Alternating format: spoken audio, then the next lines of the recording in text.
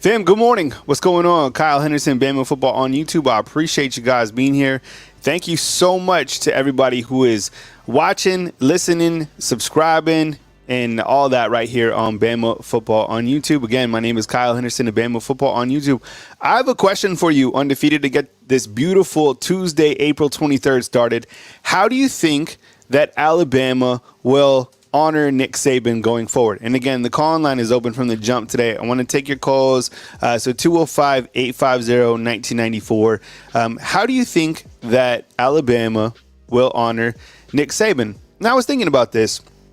This morning I got up, did my workout, but I saw that the Knicks Kids Foundation, they've already broke ground on the Lank House, which is the next house that will represent Nick Saban's last team from the 2023 season. As you know, Coach Saban, Miss Terry, I believe this will be their 19th house that they've built through Habitat of Humanity here in Tuscaloosa, which is remarkable when you think about it, right? Think about the legacy that they leave from the football perspective, but also they have built 19 homes for people here in Tuscaloosa. I always thought that was really admirable about them and something that was kind of on the back burner just because of all the success that they had on the field, right? Everybody knows that Miss Terry was right behind Coach Saban, is really the number one recruiter for the organization.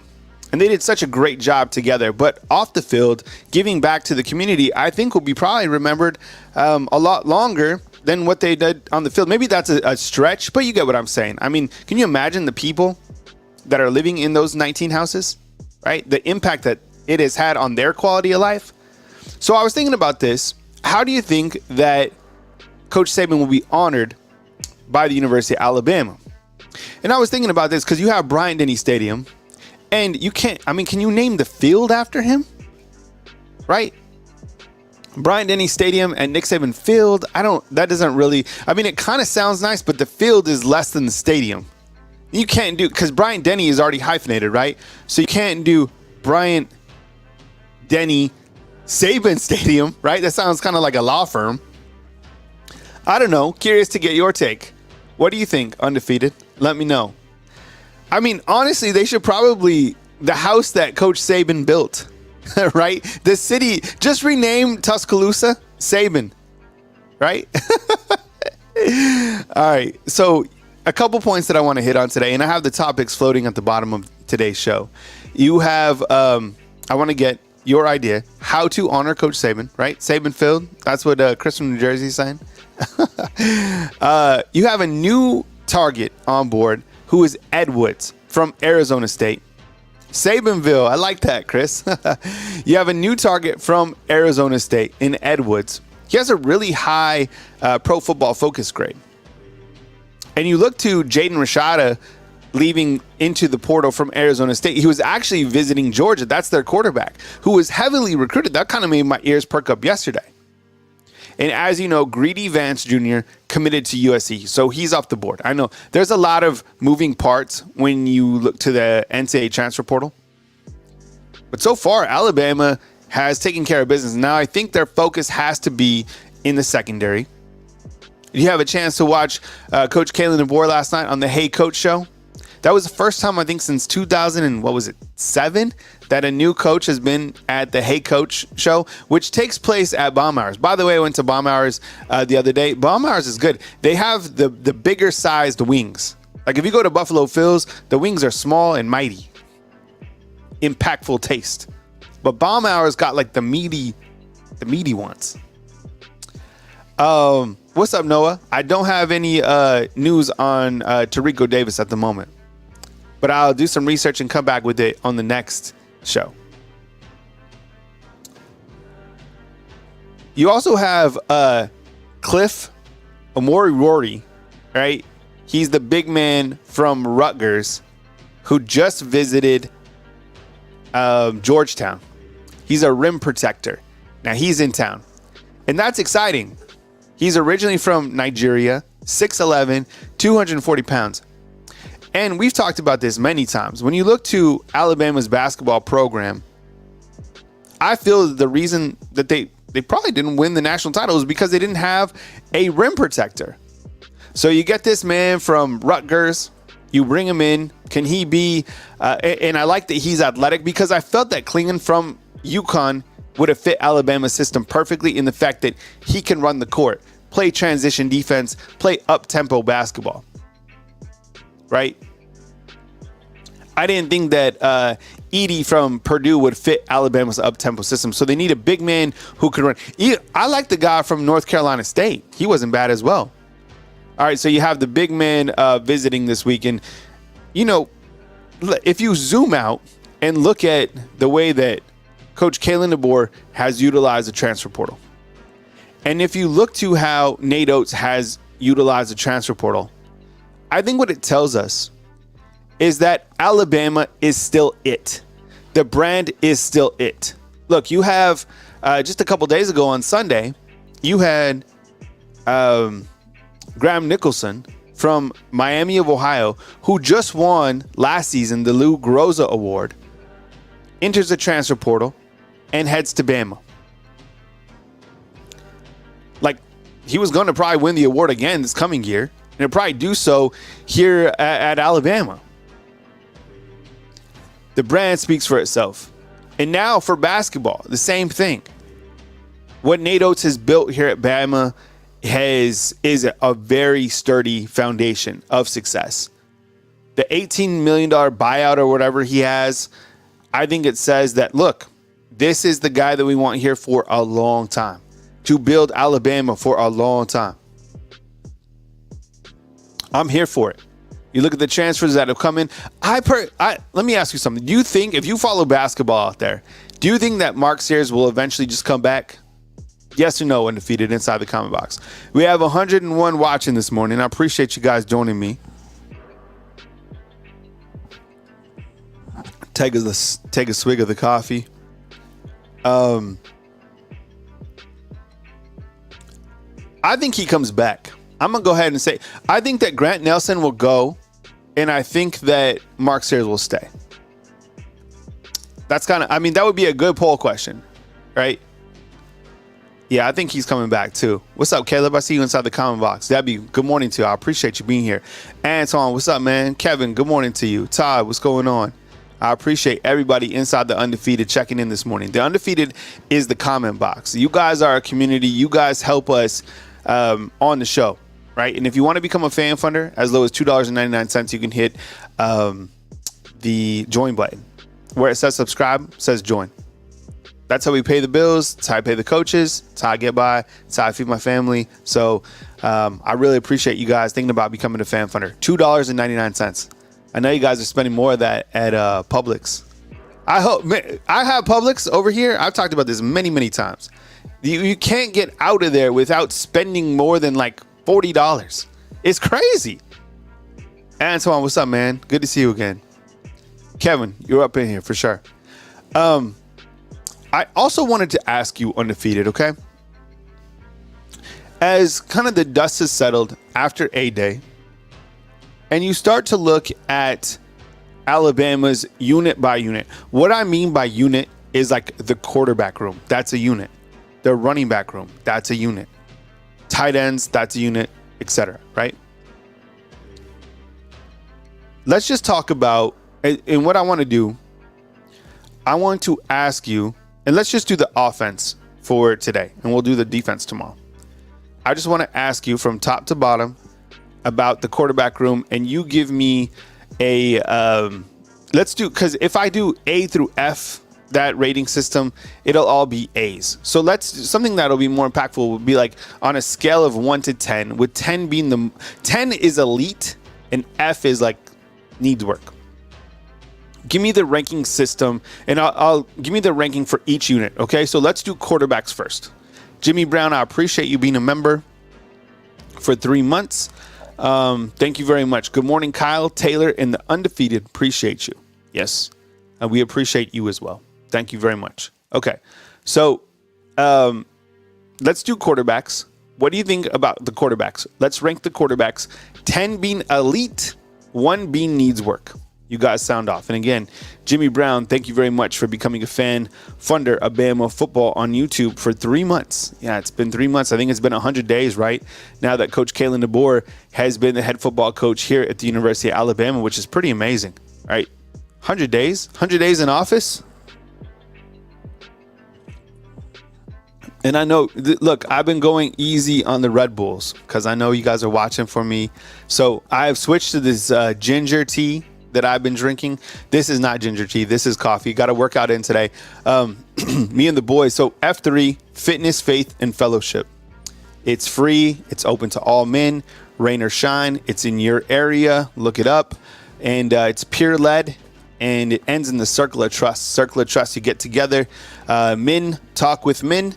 It's been really good for my mental health, honestly. It kind of gives me the energy that I need for my show. Helps me stay balanced, helps me stay focused. And I think kind of that male camaraderie is important, just like female camaraderie, right? I think like it's important to get together with people that want to make you better. I'm a very driven person, you know that. And it helps me kind of stay driven. So, and because I'm telling you, I like to work out, and then I got another workout in this morning. All right, I'm doing this whole I'm heavy lifting for like 90 days. So I'm on this whole program. It's different. Okay, so it looks like the rating system is in. Jorah's going in ahead, and he's going all in with a 10. Marquita, what's up? I see you inside the comment box with a 9. Todd is saying 8. Chris from New Jersey is saying 9. Batman, what's up? Batman is saying 9. Caleb is saying 8.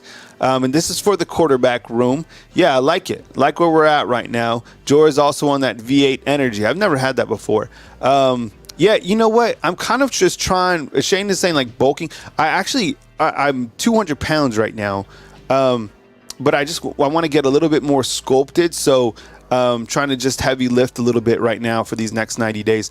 What's up, DD? See you inside the comment box. He's saying 7. Okay, thank you so much. Okay. So it looks like, let's say, I mean, honestly, 8. How can it not be when you have Jalen Milroe coming back, the news about Ty Simpson coming back to compete, Austin Mack, Dylan Lonergan? I mean, honestly, like, I feel that this quarterback room right now at this point in time is better than Alabama's running quarterback room at this point in time last season. You get what I'm saying? More experience, more talented. All right, how about the running back room? Scale of, and I'll take my calls in just a few minutes. What do you guys think about the running back room? Scale of 1 to 10. What do you think about the running back room? 9s. You know what? And I think it was said last night at during the Hey Coach that Justice Haynes is banged up. We knew he was injured. I don't think it's a serious injury by any means, but I think if you look to this running back room, I mean, this might be the right answer right here with Stevie Kicks, right? Well, by the way, that's a badass avatar. I like that. 11. Like, if any group is going to be considered elite on this team, it's the running backs. And we saw that just recently during A-Day. I mean, the first initial runs, incredible, right? From Jam Miller, Justice Haynes. And then the thing is Richard Young completely did his thing as well. Man, he's a monster. He ran angry. That was really incredible to see Richard Young. And then we haven't even really had it. I mean, we got a small chance to see Daniel Hill, and Kevin Riley's still yet to come here, right? So, I mean, it looks like 8 to 9, right? 10.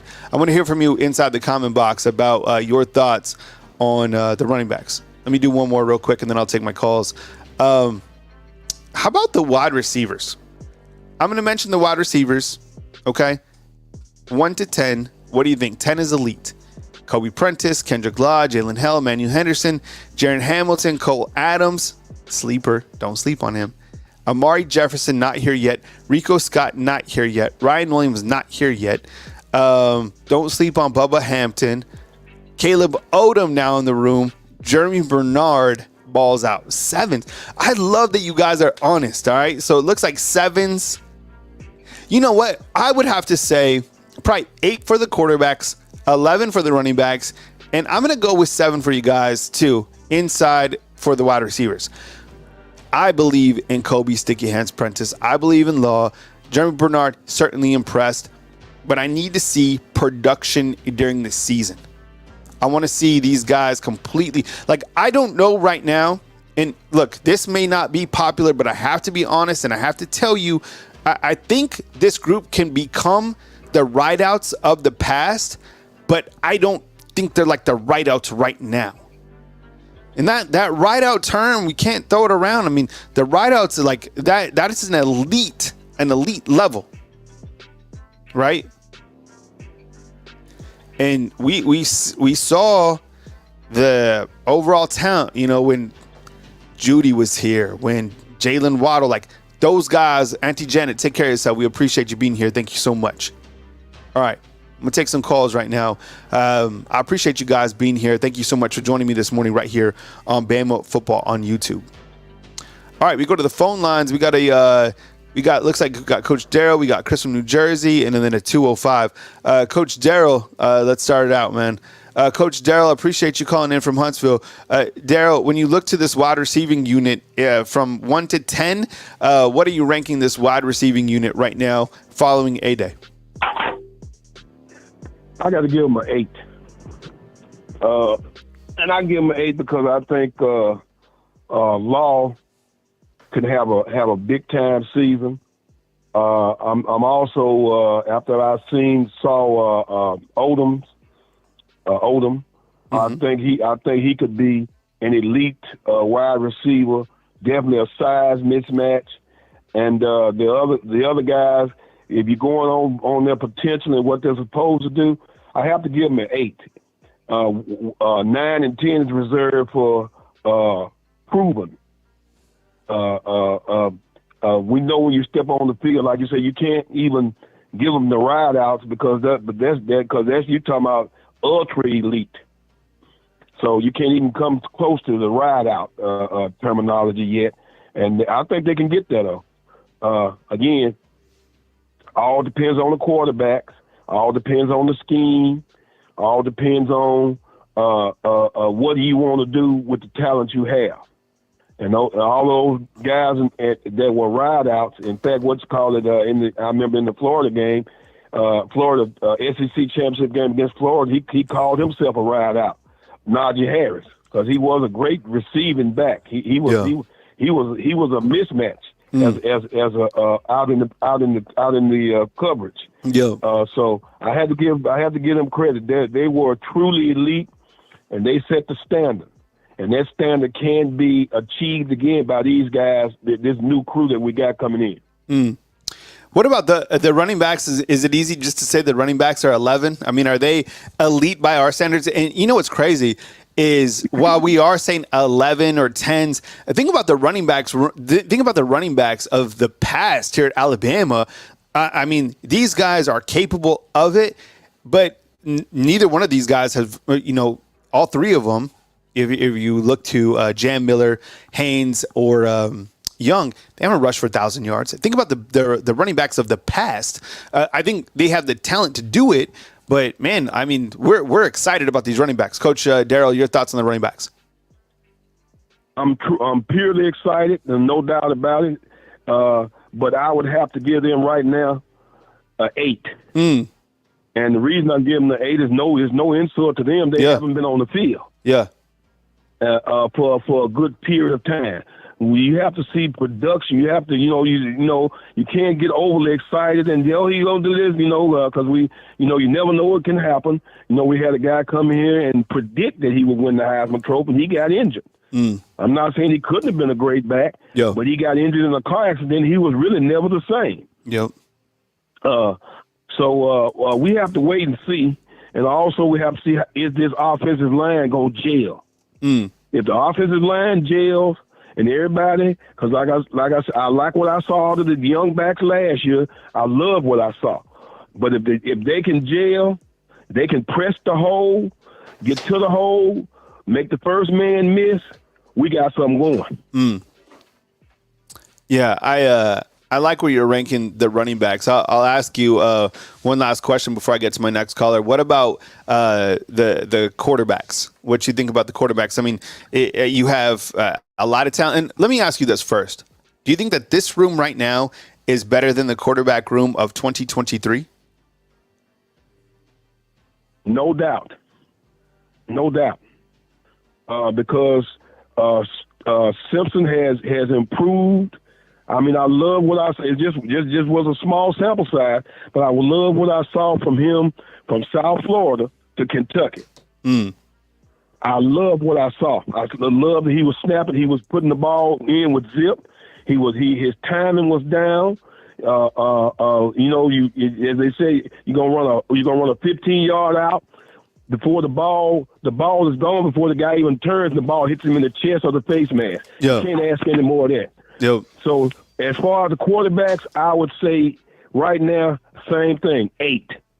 All right. I think Jalen Miro has to grow some more and has to get better in the intermediate game. Hey, Coach Darrell, I appreciate you calling in to start out the show, man. Appreciate you, man. I'll catch up with you tomorrow. Always my pleasure, Kyle. All right, man. Take it easy. Coach Darrell calling in of Huntsville. All right, we go back to the phone lines. We got Chris from New Jersey. Chris, what's up, man? Good morning to you. I appreciate you always tuning in. Just like Coach Darrell, man, welcome to the show. And let me ask you this. This I think the running backs and the quarterbacks are kind of easy, but these wide receivers, look, I think the talent is there. We're excited about them, but where do you rank them? I didn't see where you rated them inside the undefeated, but what you got in terms of is this an elite group? Are they a 10? Are they a 7? Are they a 6? What's your take on the wide receivers? And welcome on into the show. Morning, Kyle. Well, listen, Coach Darrell's assessment is much more astute than mine. Yeah, he's good. Same with the undefeated. But since I am the probably one of the only Northerners that is happy to be welcome into the undefeated, does everybody know about the jinx? Black cats and like walking under ladders. That's why I'm a solid 9, Kyle. Listen, undefeated. I love you all, but stop with these 10s and 11s. That's called the jinx, man. I mean, everybody stay at 8 and 9s, and then let the season happen, and we're all good, Kyle. Yeah. Yeah. No, Kyle, I got the biggest question. You want to know the biggest question that the undefeated has? What's that? I mean, and this is like a big question, Kyle. Mm-hmm. This is: do you have to bring that cinder block to that workout, or do you do they have a pile of them, or what's the story with that thing? Okay, so the cinder block. So if you follow me, I'll put my IG inside the comment box so you can check out my workouts.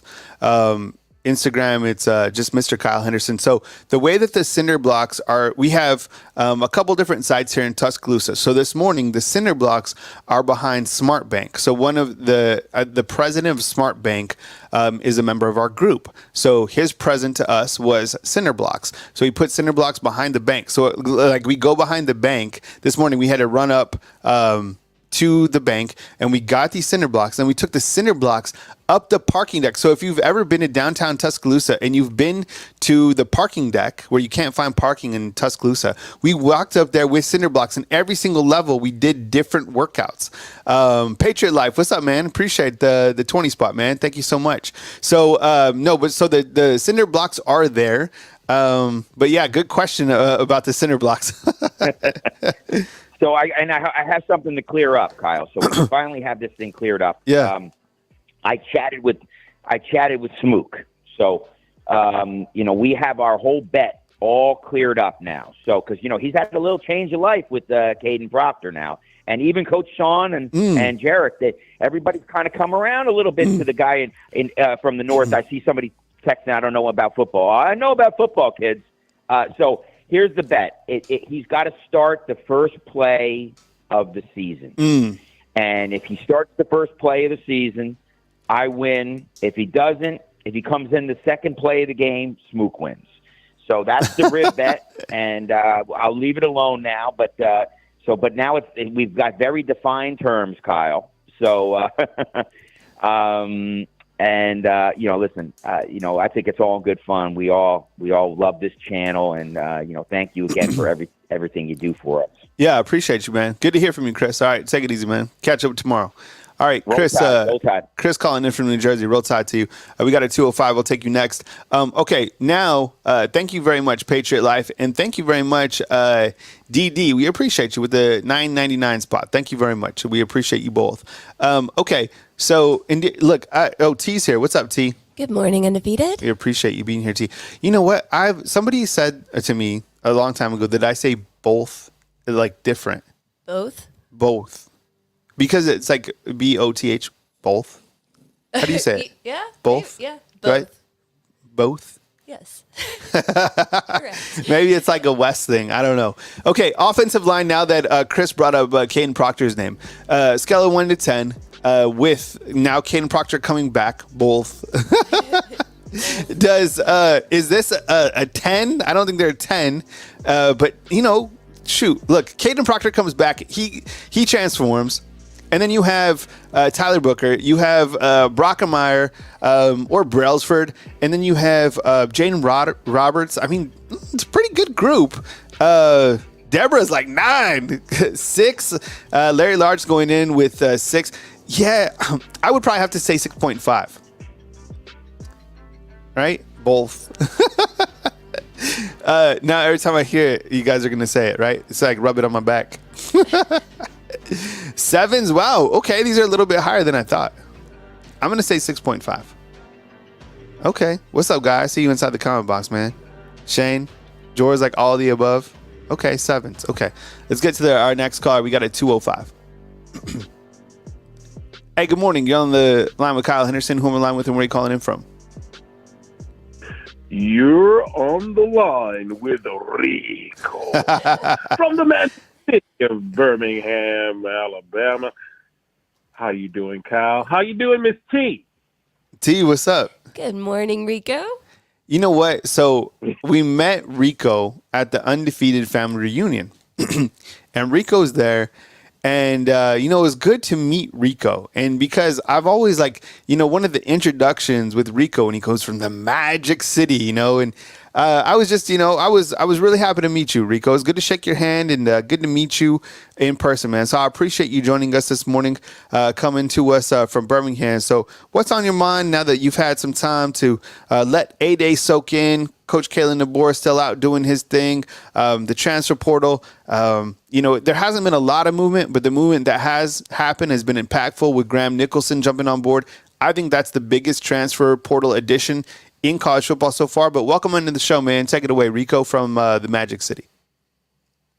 Man, I've been looking at the team, and man, I can't help it. I've been getting movie and WWE references with this team. Like the quarterback room are my top guns, and David Milroe is Maverick, and Ty Simpson is Iceman. I'm like, man, the O line is shaping up, so I can only refer to them as the Wall. The Wall. Yeah, it's going to be the Wall this season.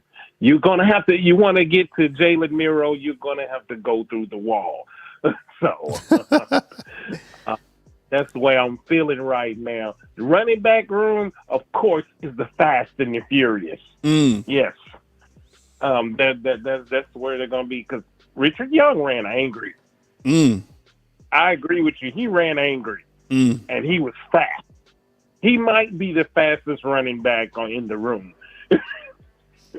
And so, the thing with Richard Young is he had not only like velocity, but he had the power as well. Because what was surprising is after the game, I saw that he only had 27 yards rushing. But yards after contact must have been 27 because there wasn't anybody that took him down at first point of contact. And who got a lot of that was Jeremiah Alexander, who's not a small man at all. He got it in the goal line. He got it around the 50 from Richard Young. So Richard Young's coming with it for sure. And I like that, the Top Gun reference. And that's the old Top Gun. But although Val Kilmer was in the new Top Gun as well, but because he has cancer, they had that kind of scene. Taylor still hasn't seen Maverick. No, I've seen parts of it, but I haven't seen the movie all the way through. Yeah, but you get what I'm saying. And anyways, go. What else, Rico? Yes, and I would say the defense. I'm naming the whole defense. I'm stuck between Hunger Games and Authors of Pain. Because I think the defense will play hungry, but they gonna bring pain like they write in a book. So On that note, on a defensive note, yesterday, Malachi Moore earned the Paul Bear Bryant Award for the top male student athlete. And I think, when you look to Malachi Moore, these are the type of individuals that I feel the University of Alabama, should kind of wrap their arms around. And those are the ambassadors that you want to showcase the university. Like Malachi Moore, he had opportunities to leave. He came back. He's from Birmingham, right? The Birmingham area. Those are I think when you look to ambassadors of the university that you want to showcase, like Malachi Moore, if you've ever heard some of his press conferences, whatever, he exemplifies leadership. He's from Alabama. These are the people from Alabama that should be showcased by the University of Alabama. So really happy to see Malachi Moore getting some love because he's grown and he's a really good man. And I know his family is really excited about him. And then on the defensive side, like you're saying, look, I get Jeremy Bernard had a really good showing. Guess who he was popped by? Malachi Moore. That first run by Jam Miller where he broke that, what was it, 37-yard run to the outside? He got lit up. And you know who had that play? It was Malachi Moore. So, him coming back is such an added weapon for Alabama. I promise you he will be at SEC Media Days along with probably Tyler Booker and Jalen Milroe, if I had to guess. Make a final point, Rico. Well, yeah. The last season, I believe the DBs had most of the shine, but this year I think the linebackers will get most of the shine as far as getting a lot of accolades and everything. Because it was the Terrion Arnold. Last year was the Terrion Arnold, Caleb Downs show, hands down. But I think this year it's going to be more of the Jihad Campbells and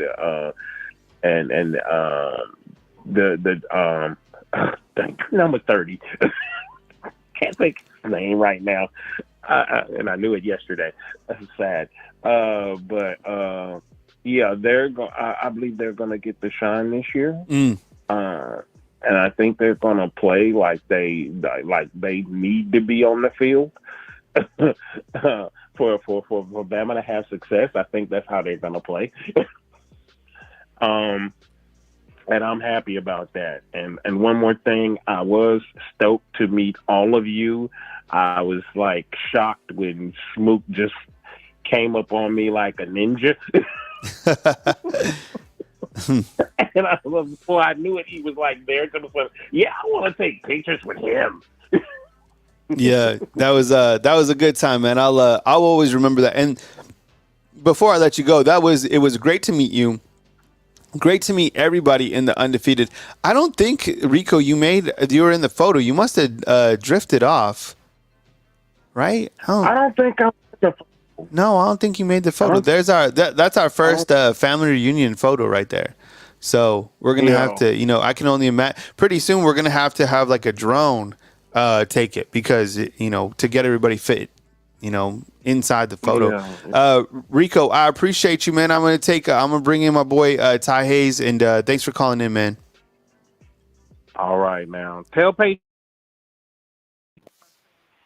I will, man. All right, take it easy. All right, we bring in Ty Hayes from Around the Table Sports. Ty, what's up, man? I appreciate you being here. And thank you so much for joining us this morning. We'll put the banner up now behind us. This is all dark mode. Caitlin, what's up? We appreciate your super chat as well. $9.99. We appreciate you. Ty, what's up? Oh, just tracking the transfer portal. This week, we finally started to have a bit more movement than last week. Some big moves have already been made. I got to say, UCLA, they really won in retaining that defensive lineman they had because he was about to be one of the hottest commodities in the transfer portal had he gone through with it. What do you think about Earl Woods? Ed Woods, who's from Arizona State, has a very high pro football focus. rating? What's kind of the intel there? And welcome on in, Ty Hayes. Yeah, appreciate you for having me. Appreciate everybody in the Undefeated for being here. Caitlin, thank you for the $9.99. Always appreciate the support. In terms of Woods, I need to go back and really watch a lot of his film. I went to go do that last night, but then I started watching playoff basketball, playoff hockey, and it just didn't work out. But today, that's what I have planned. Going to sit in the backyard, have me a cigar, watch some Arizona State film, and I'm excited about that. But from what I have seen, this is a really talented dude, right? Initiates contact, has been really productive, played really well against Washington, which that's the game I'm going to start with. So I'm interested, right? I'll probably have more to talk about tomorrow because then I'll be having watched a few games of his, really been able to break it down. But we've talked about Alabama needs help in the secondary, but it's a balancing act. And it's interesting to see what that's going to look like. Man, you know what? I don't watch a lot of NBA basketball, but when I do, it's around this time. I love playoff basketball. And I think sometimes the number of games is a little bit overwhelming for me. Same thing with baseball, but I'm a huge baseball fan as well. Like, I love to post up and I like to go to baseball games. Going to a baseball game is a completely different experience than watching it, in person. But I still like baseball, right? I appreciate kind of the chess moves about baseball. Now with basketball, basketball in the playoffs is elite. And I'm looking at the bracket right here. You got the Thunder, you got the Pelicans. Oklahoma leads that 1-0. You got Clippers and the Mavericks, Timberwolves, Suns, Nuggets, Lakers, Boston. Last year, I remember, it's crazy. I was watching some playoff games with Tony Tsoukalis he's a big Boston Celtics guy. So actually he invited me. He's like, let's go watch the Celtics game. So I have to go do that. Ty, do you have a basketball team that you watch? You kind of just observing from the outside? No, not really. Like I always said, I was born in Texas, but I never felt a real tie to Texas just because I only had one uncle that lived in Texas. And ironically, he was a basketball coach for LBJ down in Austin. But my dad was from upstate New York. My mom was from Virginia. So every summer I was either in New York or Virginia. So it never really felt like home, Texas. So I'm not a Mavericks fan. I'm not a Rockets fan. I'm not a San Antonio fan. But for NBA, I just enjoy watching the game. I can't say I really have a team that I go for. I was asking the Undefeated, and it's kind of my opening topic is how to honor Nick Saban. Want to get your take on this too, T. So, do you, and I'm talking about like naming something, because he already has a statue, but do you name the stadium? Like, you can't go Bryant Denny Saban. That sounds kind of like a mediocre law firm. Ty, you're right? Doesn't that sound like kind of a law firm that you might not call them? It does kind of sound like a law firm. Right? Brian, welcome to Bryant Denny Saban Stadium. What would you go? But do they? Those law firms always got like 8 names. I don't know why I feel like this. It feels like it would be an injustice to name the field after him. Like the field is like once you like pass away. Yeah. So I feel like the same as it's true for the stadium, right? Yeah. Well, the stadium. He already has a statue. Yeah. How about a statue for every national championship he won? That could be cool. Yeah. I think though, like one thing I know is for damn sure is they need to somehow put up some sort of a statue of Miss Terry. It doesn't have to be huge. It could be probably this. Did you see the size of the Allen Iverson one? So did you see this Undefeated? Did you see this, Ty? No, So the Sixers just put up a statue of Allen Iverson, one of the greats, right? Oh yeah, I saw that. And honestly, it was like they did the unveiling and they ripped it off, and it's like 2 feet tall. Yeah. And he put his head on the top. He was pissed off about it. Did you see that? It was so small. Glenn saw it, right? I love Allen Iverson's game. Practice. We talk about practice, but man, when he got on the field, AI was the truth, 100%. But they need some sort of a statue for Miss Terry. But I don't know how you honor Coach Saban. I like Guy's. Guy has a great. What do you say? He says, name the Walk of Champions, Nick Saban Boulevard. Oh, that's a good idea. I like that. I like that. Because that is, it's his walk, right? Holy shit. That's a great one. All right. Alabama's think tank team, probably, let's put that in play. Yeah. That's really, really good. Barkley has this. A statue the same size? Yeah, they're saying all the statues for the Sixers are that size. Huh. Oh, really? No, Alan, I mean, the Sixers have some greats, but I don't know. I thought that was small. Okay. Um, so we got Ed Woods. Ty, we were talking about kind of like the offensive units, right? And we were ranking them from 1 to 10. What would be, 10 being elite? We went with the quarterbacks, we went to the running backs. But with this offensive line, as it stands right now, with the addition of Caden Proctor, where are you ranking this in terms of is it an elite group? Is it 6? Is it 7? And I ask you this, and this is probably one of the more perplexing ones. And by the way, we didn't do tight ends. We need to do tight ends. But you have Tyler Booker and Jaden Roberts coming back with a ton of experience. James Brockermeyer clearly had a breakthrough.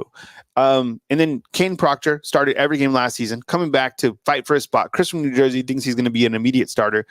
We've kind of gone back and forth on that. I don't know who's going to be the right tackle. Maybe Welcome Formby. What's your take? Like, where would you, if 10 is elite, where would you put Alabama's offensive line? Listen, and I might catch some heat from the undefeated for saying this, but I got to see it. Right, I just have to see it. It's been since 2020 that Alabama had an offensive line that you could parade around and be like, this is a unit that's conducive to success. Kyle, I always bring this stat up. Over the past 3 years, they've averaged the 99th offensive line and sacks allowed. That's not a Jalen Milroe problem. That was with Bryce Young. This is Alabama.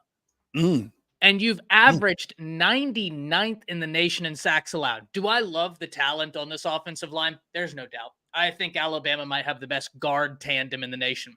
I'm really excited to see the steps Caden Proctor takes. Great to hear about James Brockermeyer. Then you have Brailsford.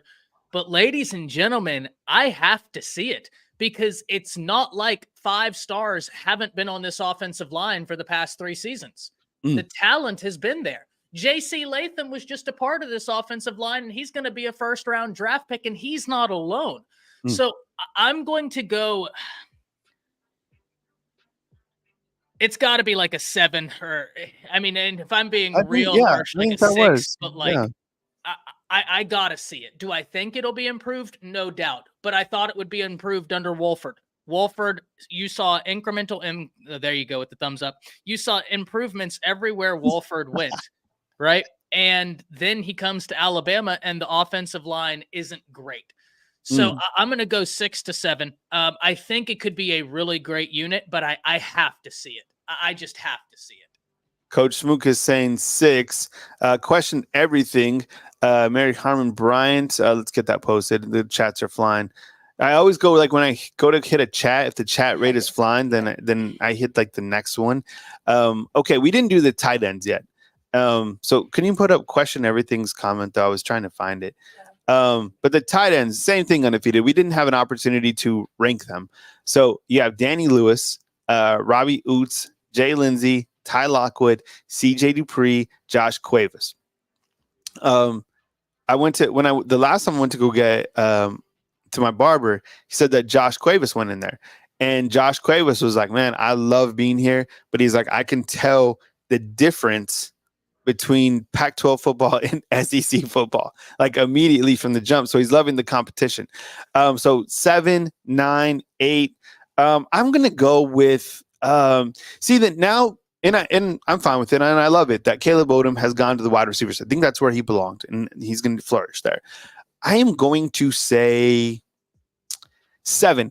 I still don't feel, and I like the tight ends.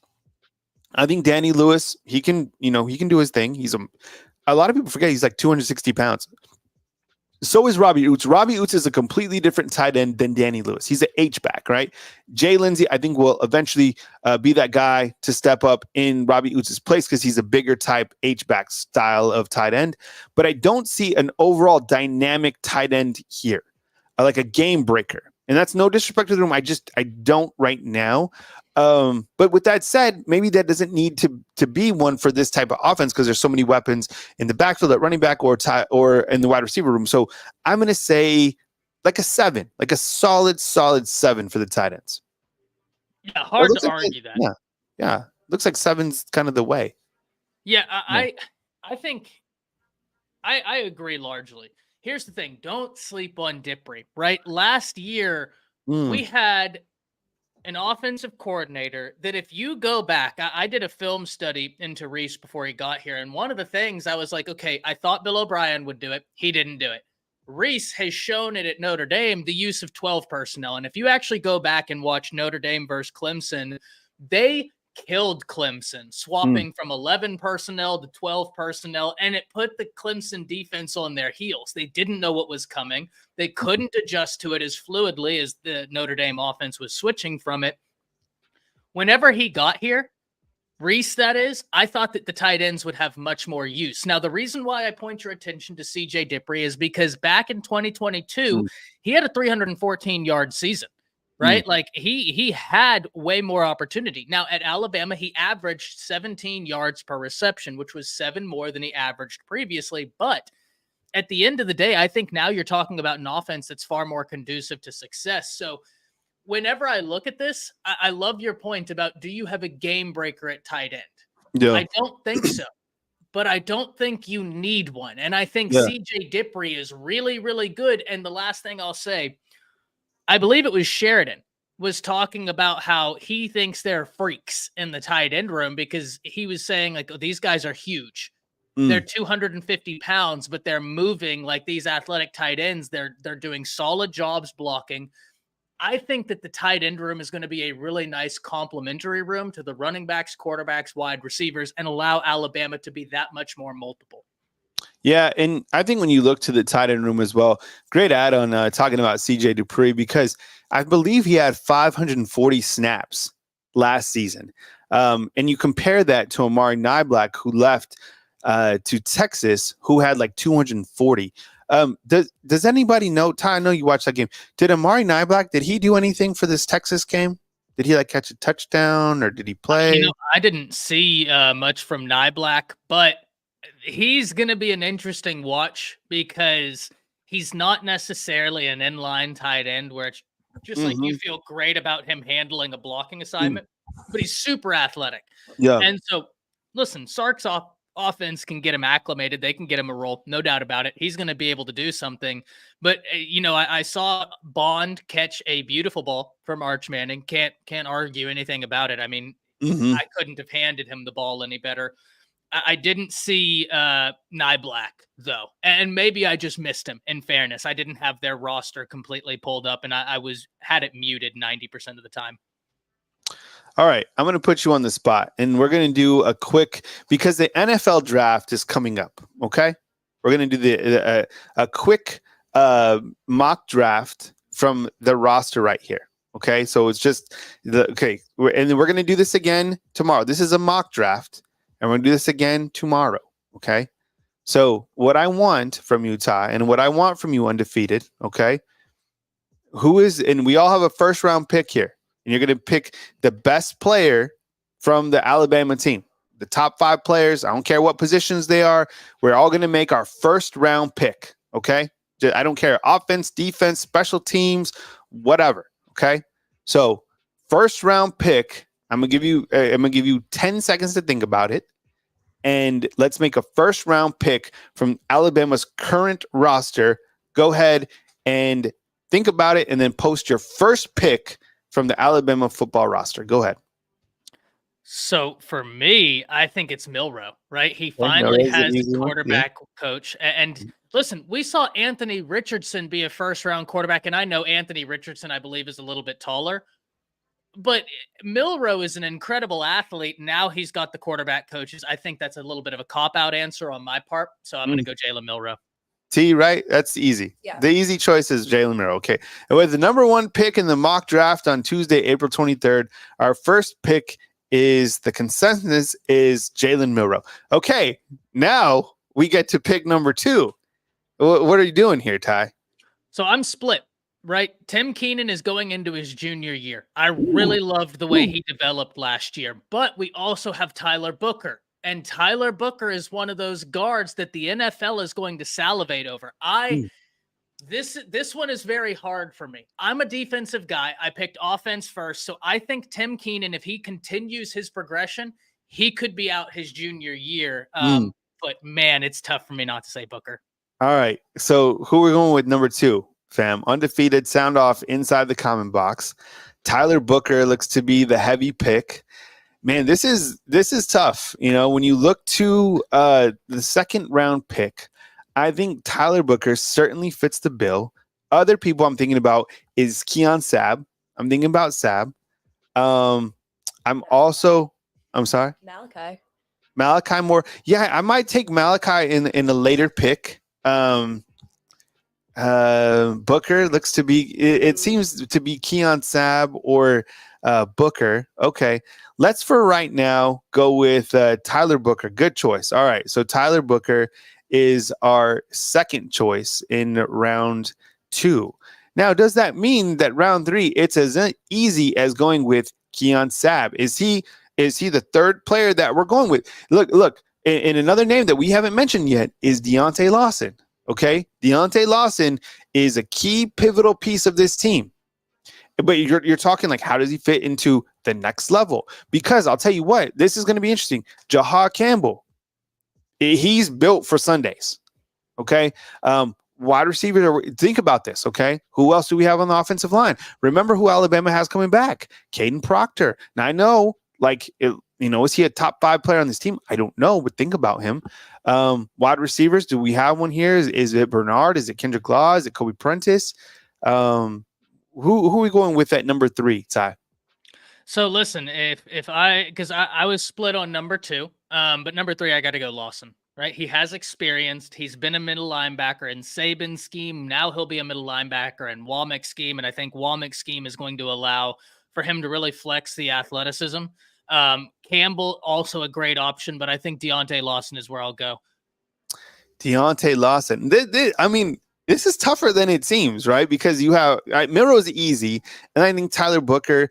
But see, like the thing with Proctor, I think he screams NFL down the road. Now, right now, I think a lot of people need to see where he's at once again. Question: can I pick anybody, or am I just relegated to guys who will be draft eligible next year? Because I've been making my list under the assumption it's draft eligible. No. I'm straight up saying, like, right now, like everybody's draft eligible. Everybody, like, even if you haven't played, if you want to pick Ryan Williams as your first pick, then pick him. I'm saying everybody. If you want to pick Miss Terry, pick her. Well, then Miss Terry, number 1. Right? That's my answer. All right, so round 4. This is just a mock draft. Okay, we went Milroe, Tyler Booker, Deontay Lawson. Who's your 4th pick on this team? So listen, and I know that you've put those parameters, but I'm going to continue going with how I all guys that are draft eligible next year. I'm going Malachi. Malachi, after this year, remember this, he will have proved to have played multiple different positions in this secondary, and that versatility makes him an interesting prospect for the NFL because now he's fluid in terms of the scheme. So I'm continuing on the path of draft eligible guys in my particular list. I'm going Malachi next. Okay. I think I'm going to go with Jaha Campbell. I might go with Campbell.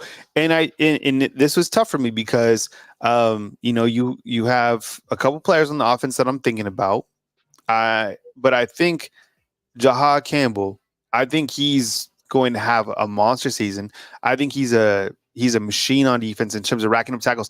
And I think it speaks volumes to what Alabama has at the interior, right? With Deontay Lawson and Jaha Campbell. I think that's either the best tandem or it's Tyler Booker and Jaden Roberts, which brings us to our 5th mock round pick. I'm going to write this. So you went with Malachi Moore. I went with Jaha Campbell. Okay. Who are we going with for your 5th pick? So I see a lot of Jam Millers in the comments. Love that. I think Jam is so talented.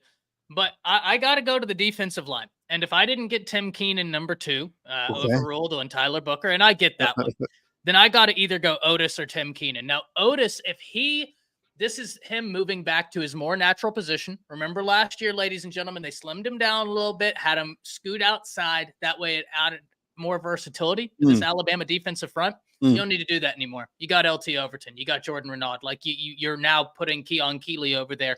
You got far more versatility over there. Otis and Keenan are going to eat in the interior. And what do we know about the defensive lines in the NFL, ladies and gentlemen? They're after those hard-nosed defensive tackles that can provide interior pass rush. I think either of those guys gets it done.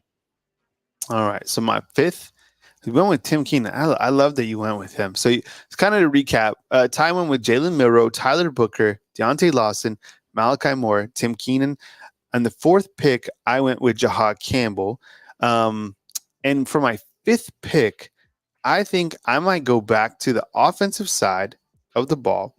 And I think I'm going to load up with another guard, and I'm going to take Jaden Roberts. Yeah. I think that Jaden Roberts will play a pivotal role this year. I think that he'll continue. I think he'll catapult off last season's success, and I think he'll play a really big role. You know, I was also thinking about other players kind of in my next, and we'll do 6th and 7th round next time on our next mock draft. This is kind of just a warm up. So now, Ty, that you've been thinking about this, and everybody in the Undefeated, we'll do this on the back end of our segment tomorrow. We'll finish out 6 and 7. You know, I think that and I'm kind of going with my top tandems: Jaden Roberts, Tyler Booker, Deontay Lawson, Jahad Campbell. I was also kind of curious to get your take. You have Jeremy Bernard floating on the mock draft tomorrow. You have, how about that? Okay, look, I know he hasn't played. You know what? We haven't taken Keon Sabb. Keon Sabb is still available, which is kind of surprising right now. Look, I want to ask you, okay, and I don't want to start a war inside the Undefeated comment box, but, and who knows how I can, and people are singing Jam Miller. I get it. But we're like Damani Jackson? Like, you know, he's probably going to be a starting corner for Alabama. I think his size, I mean, I don't know. Am I off on Damani Jackson maybe at the 7th spot? No, listen, Damani Jackson is going to be an absolute beast for Alabama. The only reason I didn't have him is because he's coming to Alabama from USC, where he showed like, hey, I have the upside. But there were also some bad tendencies taught at USC, and it wasn't just relegated to Jackson. You looked across the board at those defensive backs. They had a hard time, and that wasn't their fault, right? Coaching there was pretty poor. And so I think Damani Jackson is somebody who's already going to be in for a big year. Now, in terms of me not mentioning Sabb, once again, ladies and gentlemen in the Undefeated, I misunderstood the assignment originally, and my list is purely guys that are draft eligible, and Sabb's going into, I believe, his redshirt sophomore year.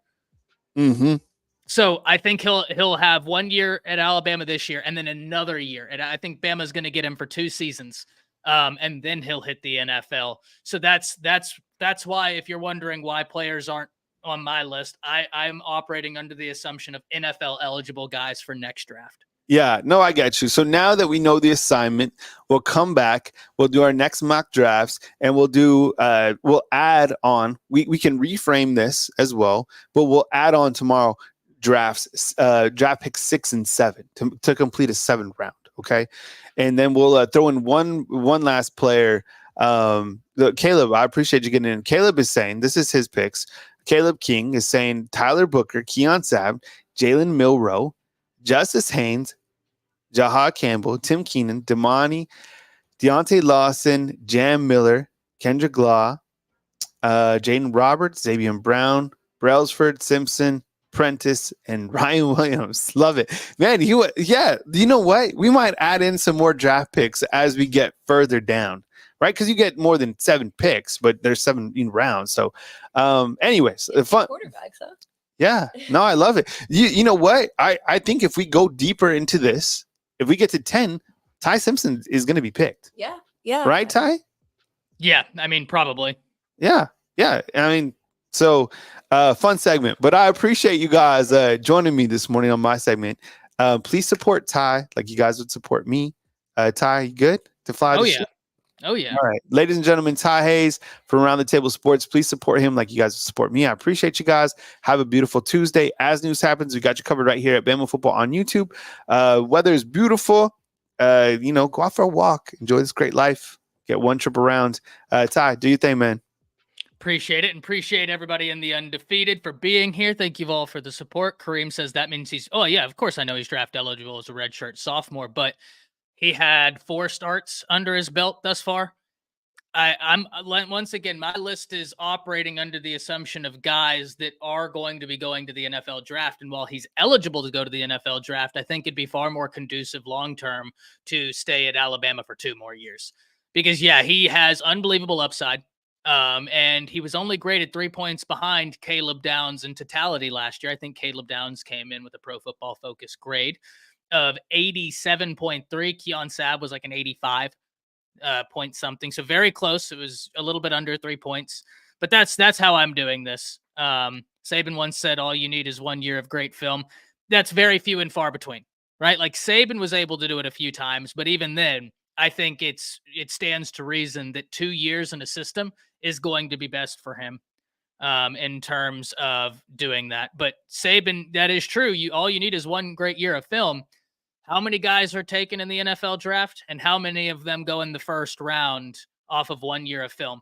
I mean, it's a very small percentage of even draft eligible guys. You're right. Like we've seen people do it, a Quinnen Williams, but once again, those guys are usually the exception as opposed to the rule. And while I believe he has that ability, I also agree. But Mac Jones, yeah, he won a natty though. Right? Like he threw for how many yards? So, and quarterback's a little bit of a special exception because quarterbacks get taken in the first year from doing a lot less than what Mac Jones did. Right? So, quarterback, like you said yesterday, Kareem, in your evaluation of quarterbacks when they're 3 stars or playing at those lower levels, the same argument applies to quarterbacks doing things. So, yeah, 1 year, but once again, we're naming 2 players now. Out of how many first rounders and how many draft picks? Once again, it's the exception as opposed to the rule, right? Like we can name them, no doubt about it. But I think you're far more likely to get better draft grades if Keon Sabb comes back for 2 years at Alabama. But you are right. Mac Jones and Quinnen Williams come to mind as guys that, I mean, you just needed 1 year there and then they did great things. But that's a fun conversation now. Let me tell you what, because there's a lot of right answers. There's a lot of right answers there. A ton. Back through for 500,000 yards. That offense was incredible. Just absolutely incredible. Ty, who's the better cornerback tandem? Langham and George Teague? Ooh. That's tough. That's tough. Ooh, that's real tough, Jermaine. You know, I got to do a podcast with George Teague not too long ago. It was like 5-6 months ago. And I remember telling him, I was like, hey, sir, I remember you knocking T.O.'s head off in the middle of the Star. Because that was something my mom was like always just like, oh my God, did you see what George Teague did? She thought it was wild, but like, yeah, that's tough. I'm going to go with recency bias, Terry and Arnold, Kool-Aid McKinstry. But once again, I think that's recency bias for me. And I got to watch far more of their film, right? Like I'm far more versed in what they did. And that's also just due to my age, right? Like what year did George Teague?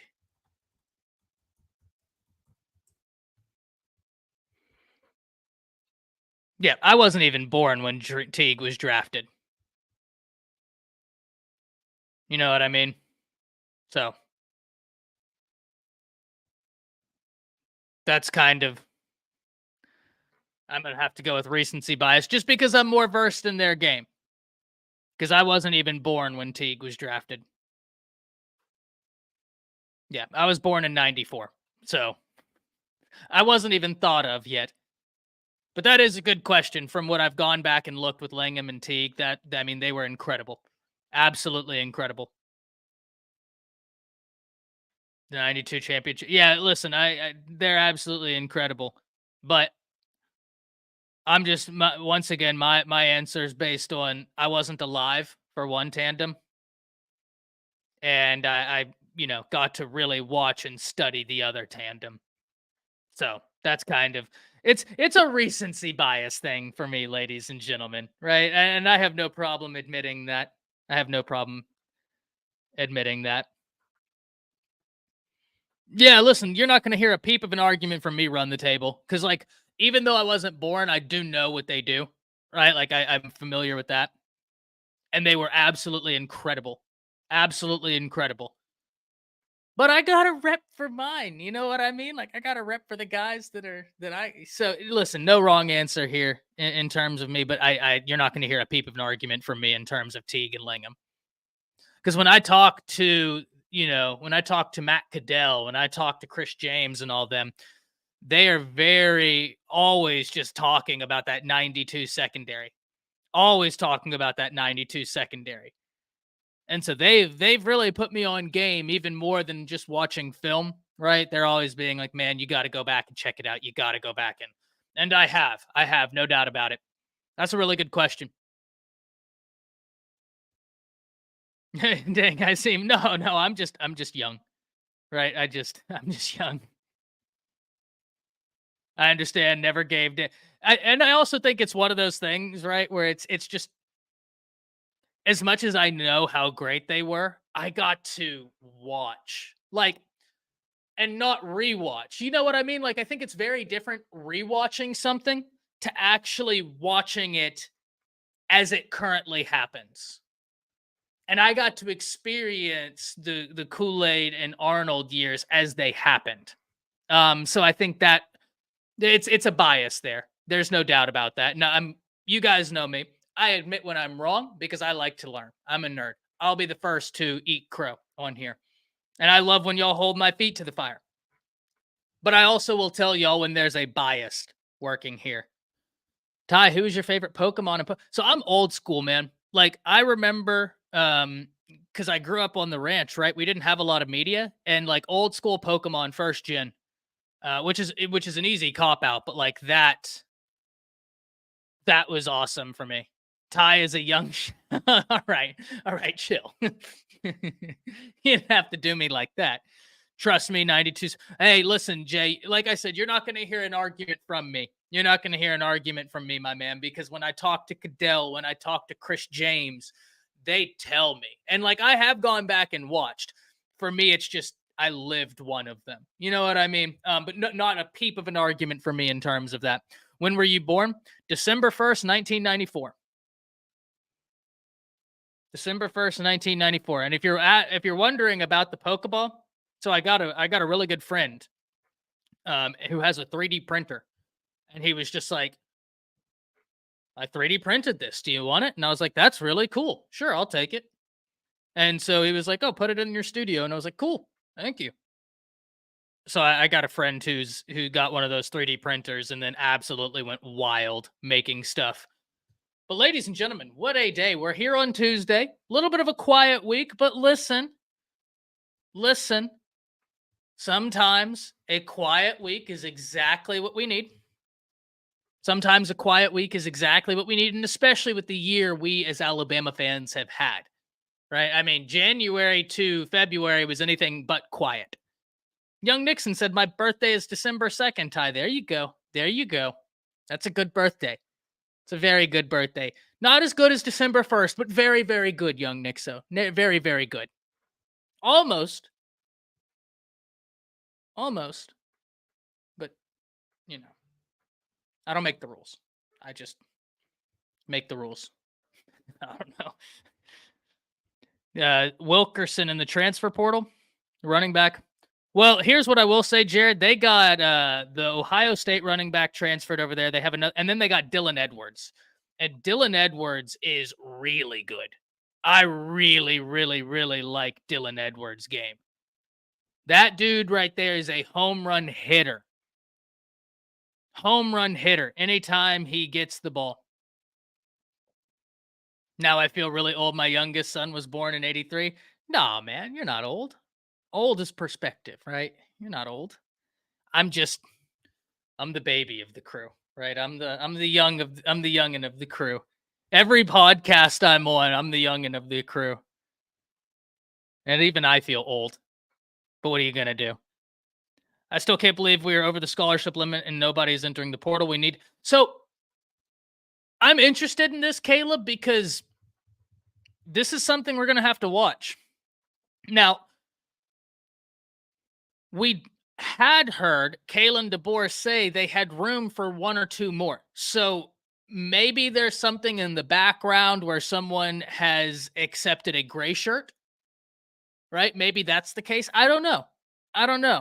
But I was very interested when I saw that as well, Caleb. You and I thought the very same thing.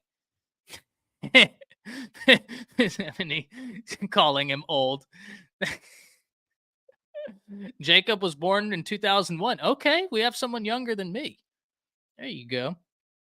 Someone said you're a wise man, Ty.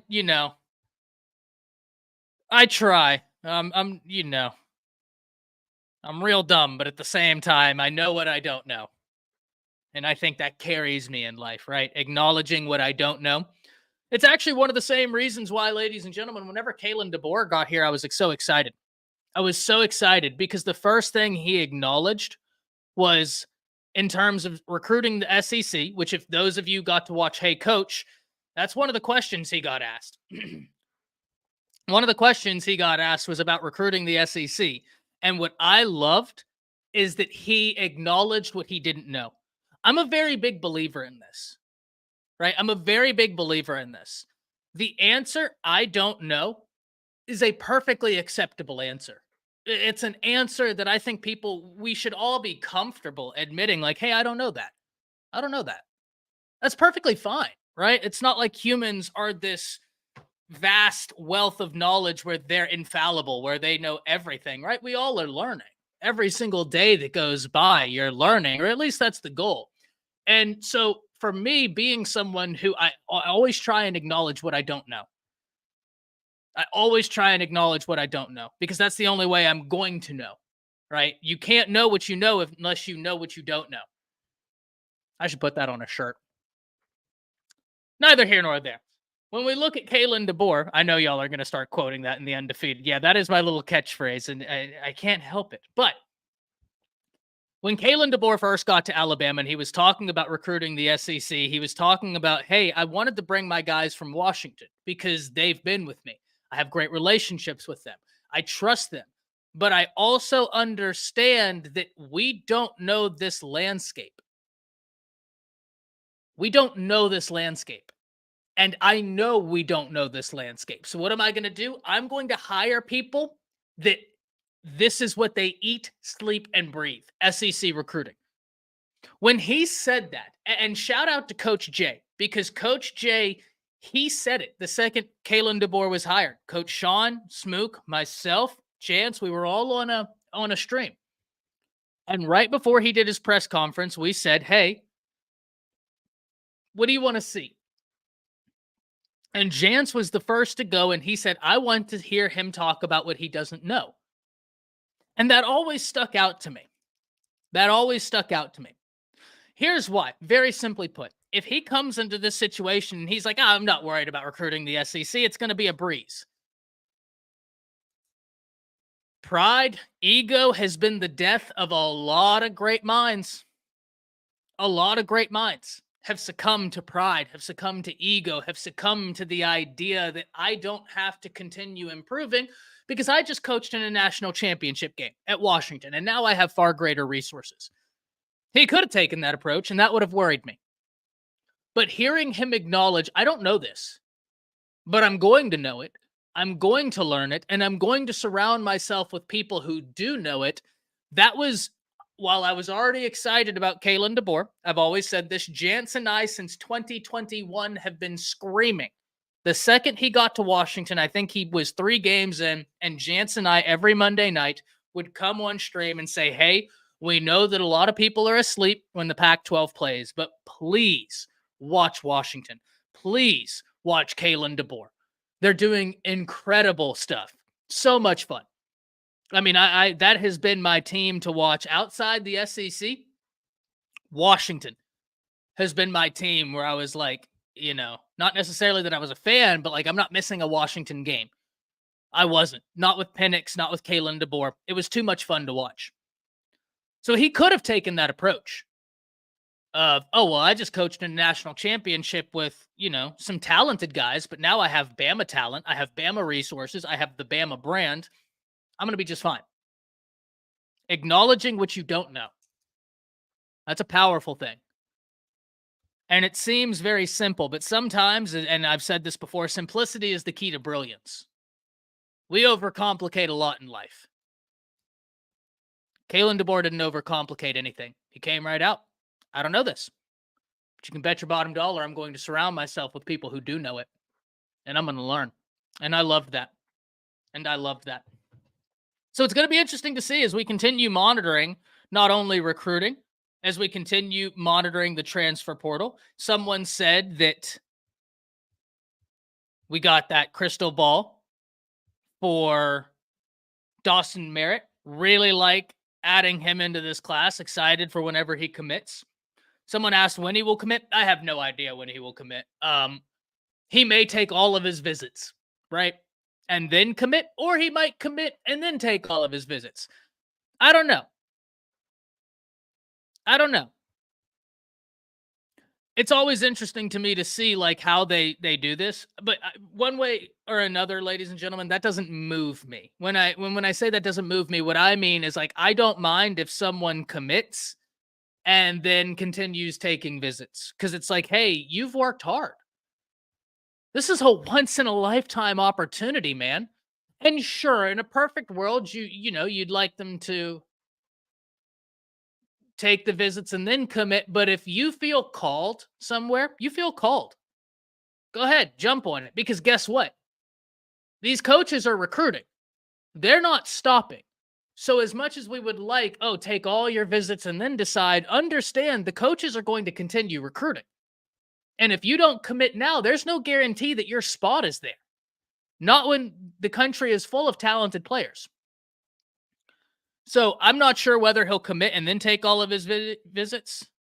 Latrell Wrightsell's coming back to Bama, just announced. That's good to hear. Y'all know I'm not too versed in college hoops, though.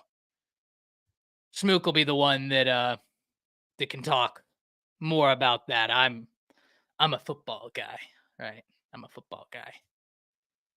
But Kareem, I love this right here because I completely agree. Take the visits. And the reason why I agree with you so much, Kareem, is the fact that it's like, hey, if you take all of your visits, I think you're less likely to transfer. Now, that doesn't mean you're not going to transfer, but take your time, make your decision, and make sure that's home. Because that's going to be best for the player, but that's also going to be best for the institution. Right? Make sure that's home. It's going to be better for you. It's going to be better for them. All parties win. But I don't mind kids taking visits at all. At all. This is a once-in-a-lifetime opportunity. Go see what the world has to offer, especially if they're willing to pay you in terms of like pay for your travel out there on official visits. Go take them. Go take them. Don't make it. 100% agree, Kareem. I 100% agree. I'm going to put it like this. If I was a recruit, which is funny enough to think about, right? That's hilarious in and of itself. But if I was a recruit and you're telling me that they're like, hey, we'd love for you to take an official visit to the Red River rivalry game and the big game, Ohio State versus Michigan, and the Iron Bowl, I'm going to be like, yeah, I'm taking all of them. Why not? Doesn't matter if I'm committed to UNT, Texas State, TCU. I'm taking those visits. That's a once-in-a-lifetime opportunity to see some of those games, to see some of those atmospheres. And if you're going to pay for all my expenses, you're going to pay for my food, put me up in some nice hotel, give me a tour of your university, I'm taking that visit. I'm taking that visit. No doubt about that. Ty, you could now here. I was, I should have done that because I did play a lot of soccer. I could be an all Ivy League punter. It's funny. That's really good. Someone asked about Juju. Let's get this comment. Let me find it. I apologize, ladies and gentlemen of the undefeated. Just saw a great Bama fan 95. Thoughts on Juju? Yeah, very talented quarterback. Love his game. I think he fits this scheme like a glove. And now Alabama, they have a different selling point. Before, your selling point was Nick Saban. And I mean, geez, what a selling point that is, right? Just pointing and being like, hey, that's Nick Saban over there. You want to play for him? And the answer is going to undoubtedly be yes, I'd love to play for Nick Saban. Where do I sign up? But now you have a different selling point.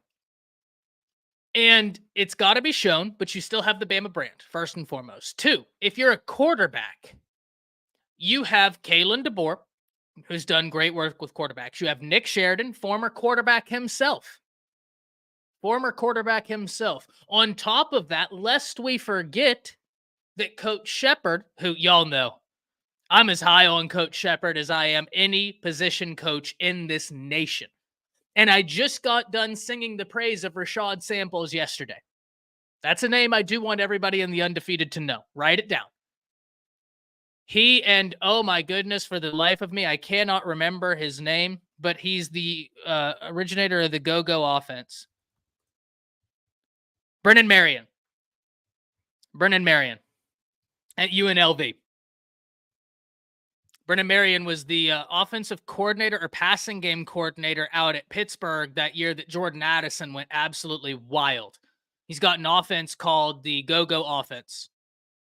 If you get an opportunity to watch some UNLV, I highly recommend it. In fact, there's a video by Championship Productions. It's only 2 minutes on YouTube. Shout out to Championship Productions.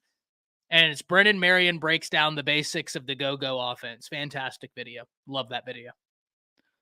So there are a lot of assistant coaches in this country that I'm like, hey, that's a name to remember.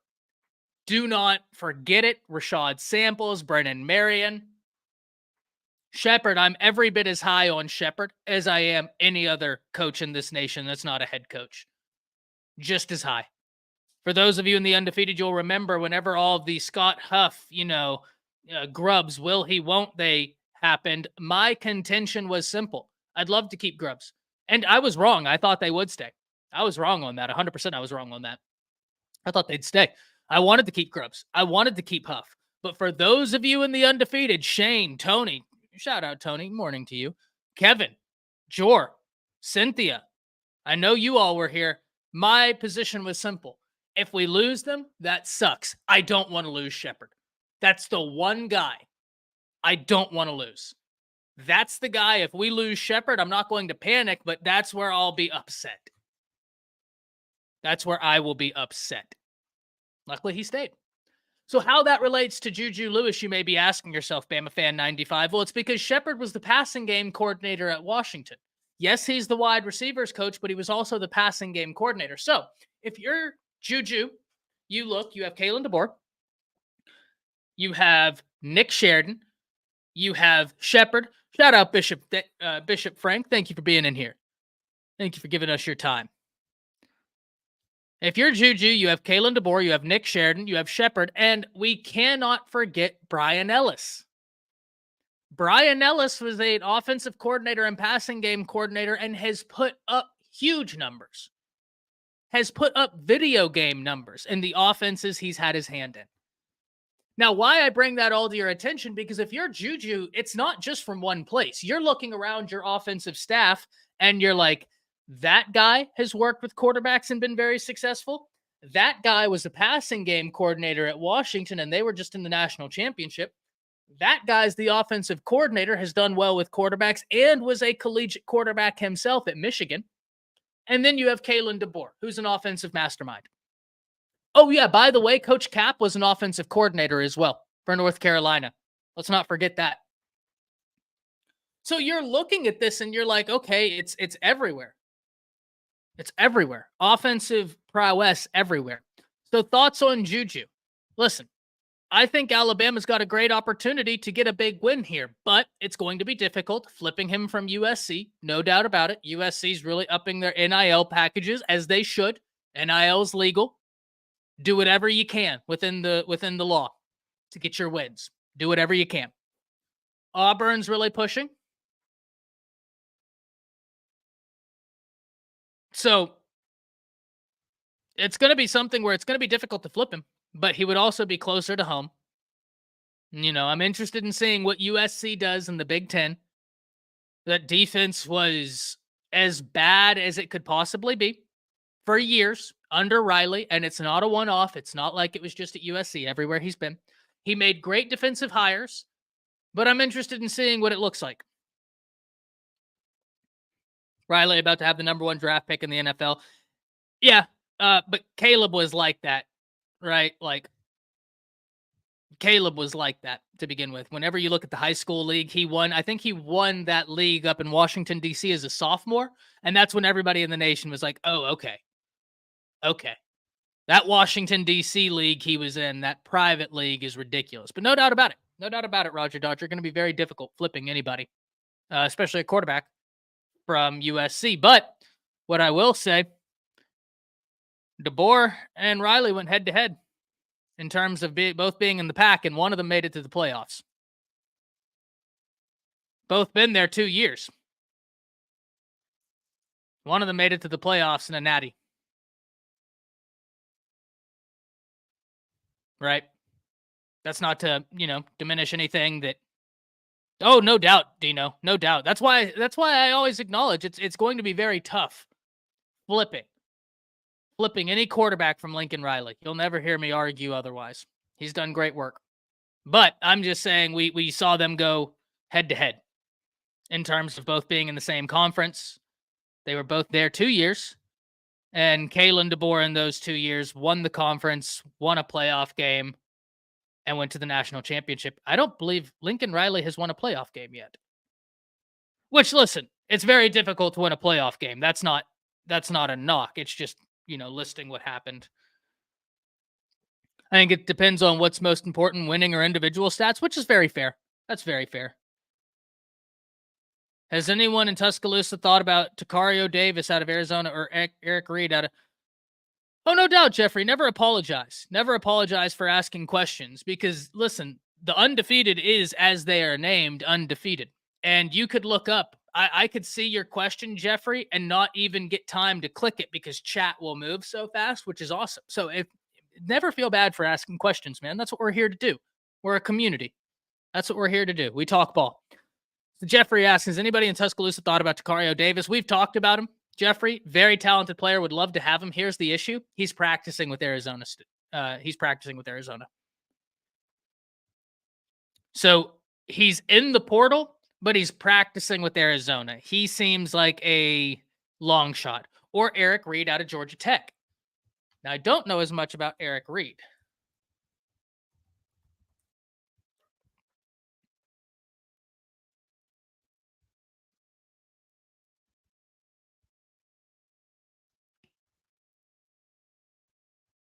Don't know as much about Eric Reed. So I can't say much about him. But I'm not finding much in terms of like stats or anything.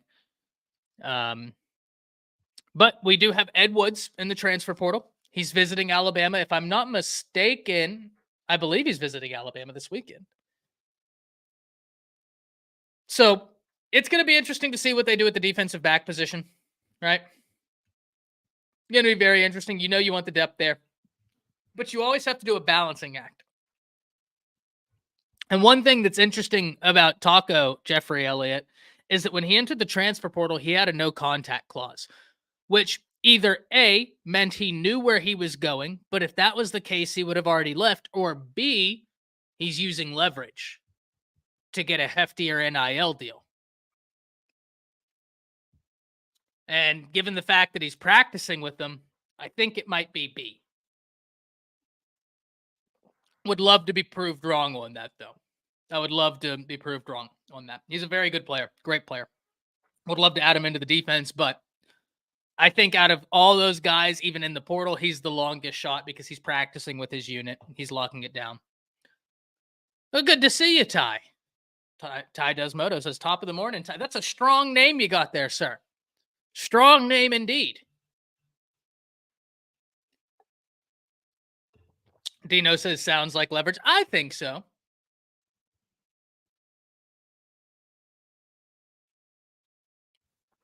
Oh, no doubt, Sean. I can understand people apologizing, but I just want everybody in the undefeated to know you never have to apologize for asking questions in this chat. I'm here to interact with all of you. I'm here to have conversations with all of you, have discourse with all of you. We're here to talk ball. This is a podcast, but this is also a little bit different in terms of the interaction you get. And I would be doing a disservice if I didn't answer questions from people who are supporting me and allowing me to do this. And that's why I do take it so serious. And I do always say, hey, if I missed your question, I sincerely apologize. It's not on purpose. It's probably because chat is being undefeated and just flying. So never be afraid to ask more than once, because I'll get around to it when I see it. No doubt about it. The beauty in it so far, non-Bama players are in the portal, which means 100% Kareem. And, this is another thing I was wrong on, Kareem, and I'm very glad you brought this up. This is a great point, great way to end our segment before Smoot comes on here in a bit. I thought that Alabama would have anywhere between 2 to 5 in the transfer portal. I was really leaning at 3. Now, they've had 2. They've had 2 enter the transfer portal. Important to note that they were both walk-ons. Now, that doesn't mean you're not a great player. That's not what that means. Levi Wallace was a walk-on. That man is a baller, right? Like an absolute baller. So that's not my contention. But I think a lot of people around the nation were expecting more. We're expecting guys who would have caused everybody to lean back in their seats and go, oh, he entered the portal? What's up? Now, granted, we would have known the answer to that question, Ben. Nothing's up. It's the transfer portal. And tampering is legal. Now, I do want to unpack that because I say that a lot, and I'm sure there are people in the undefeated being like, tampering's not legal. What's he talking about? Tampering is legal in the sense of you can't legislate. Kareem, you and I go to camps together, right? Let's pretend Kareem and I go to all these camps together. We went to the Under Armour 7-on-7s. We went to the Rivals events. We went to all of these camps. We played at the All-American game together, right? Now, let's say Kareem, I go to UCLA, and I don't know why I always pick UCLA as a university in this situation, but I always do, and I haven't quite figured out why. But let's say I go to UCLA, you go to Alabama. Let's say you're a tight end, I'm a wide receiver, right? Or you're a defensive end, I'm a wide receiver. And after our first year, you hit me up and you're like, hey, man, hope you're doing well.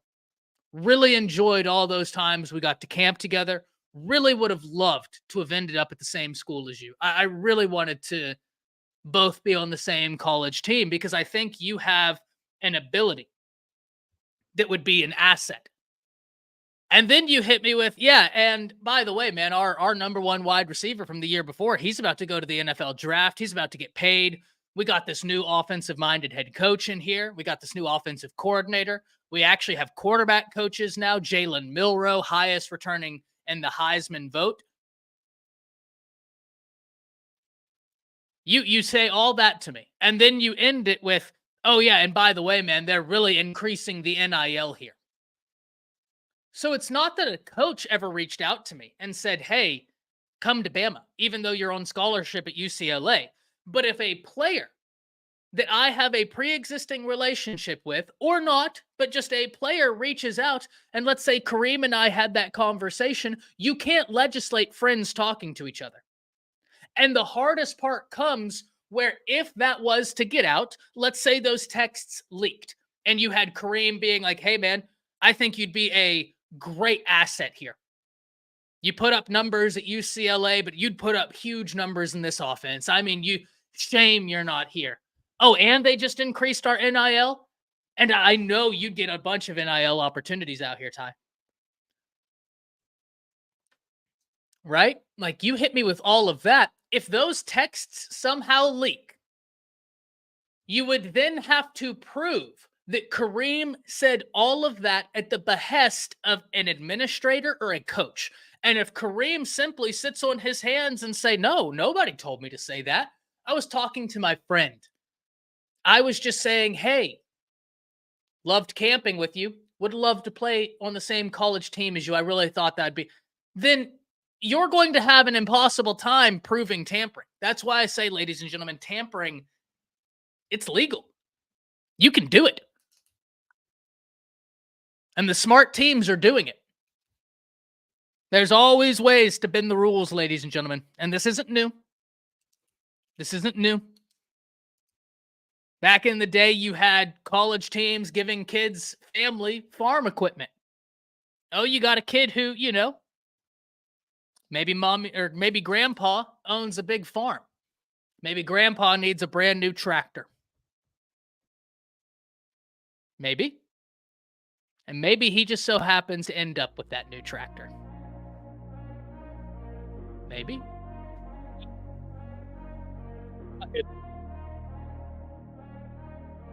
It's the coach. Yeah, 100% lax. 100%. 100% lax. This isn't new. This isn't new. It's just now that with NIL and the freedom of the transfer, and I love this point, Lax. Thank you very much, because I did everybody a disservice by not leading with that this isn't new. So thank you very much for this. It's just with NIL and the transfer portal, it's exacerbated something that's always been there. I think I said that word right. Maybe I didn't. I don't know.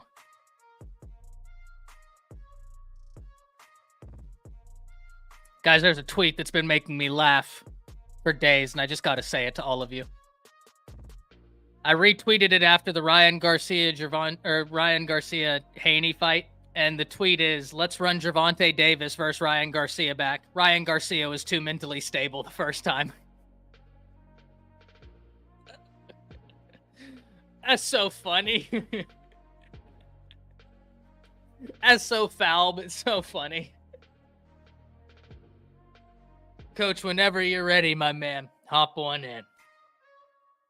Because I know the people want to talk about Latrell Wright-Sell, and you already know I'm not as well versed in basketball. Really enjoyed watching them play this year, but that's not my forte. I like football. I like fighting. Not me personally like fighting. I like watching boxing. It is fun to train kickboxing. I do that as often as I can, but you're not going to catch me in that ring. You seen what those guys get paid in the UFC? No, thank you. No, thank you. Not me. So not much has happened in the portal today. Had some guys from Colorado enter. But that's to be expected.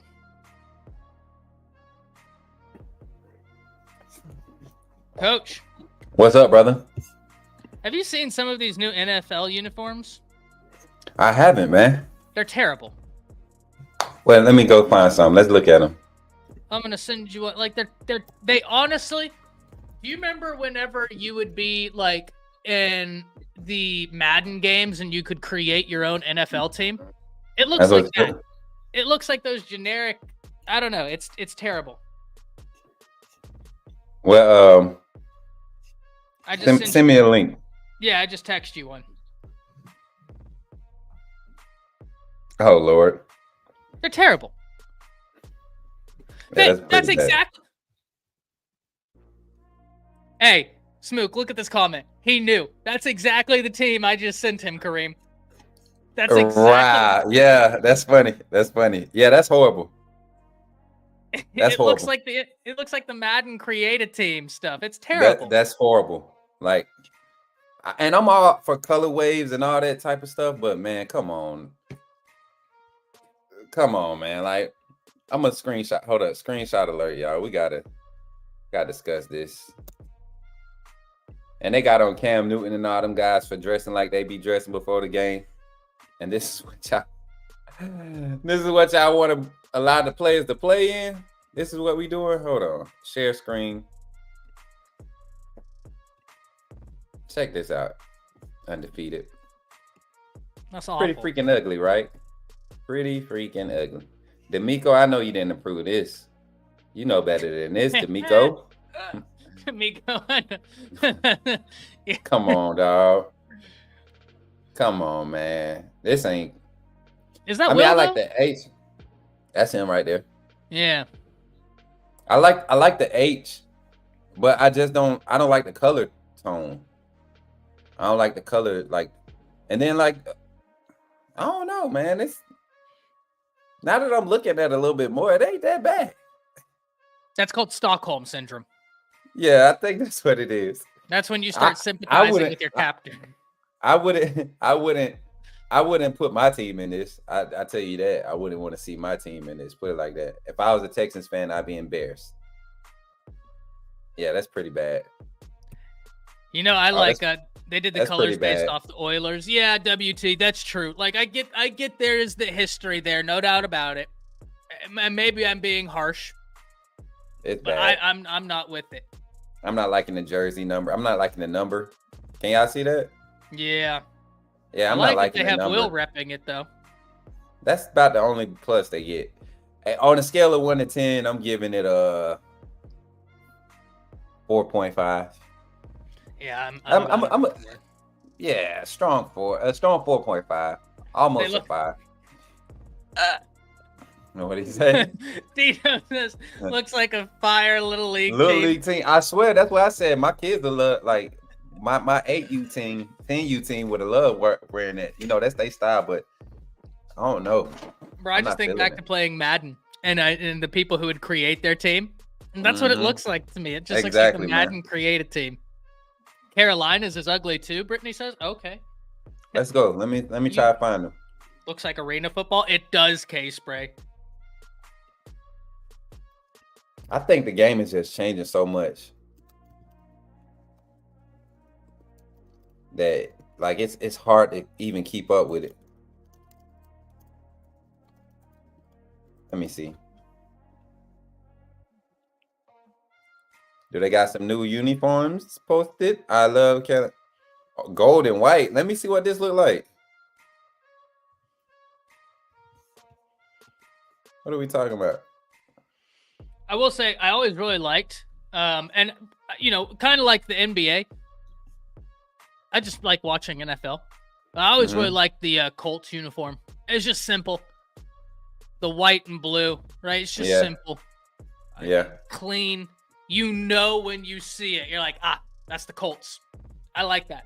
That's kind of the feel with Bama. You know, a lot Notre of people. Notre Dame, even Oklahoma. You know, they just made the small little changes to their style, their uniform. But like, it's teams that UCLA for the most part. They've always been like that powder blue. You've known them for powder blue. Who else, man? I mean, LSU with their purple and gold. Have they changed their? Yeah, they have came off their original design like twice.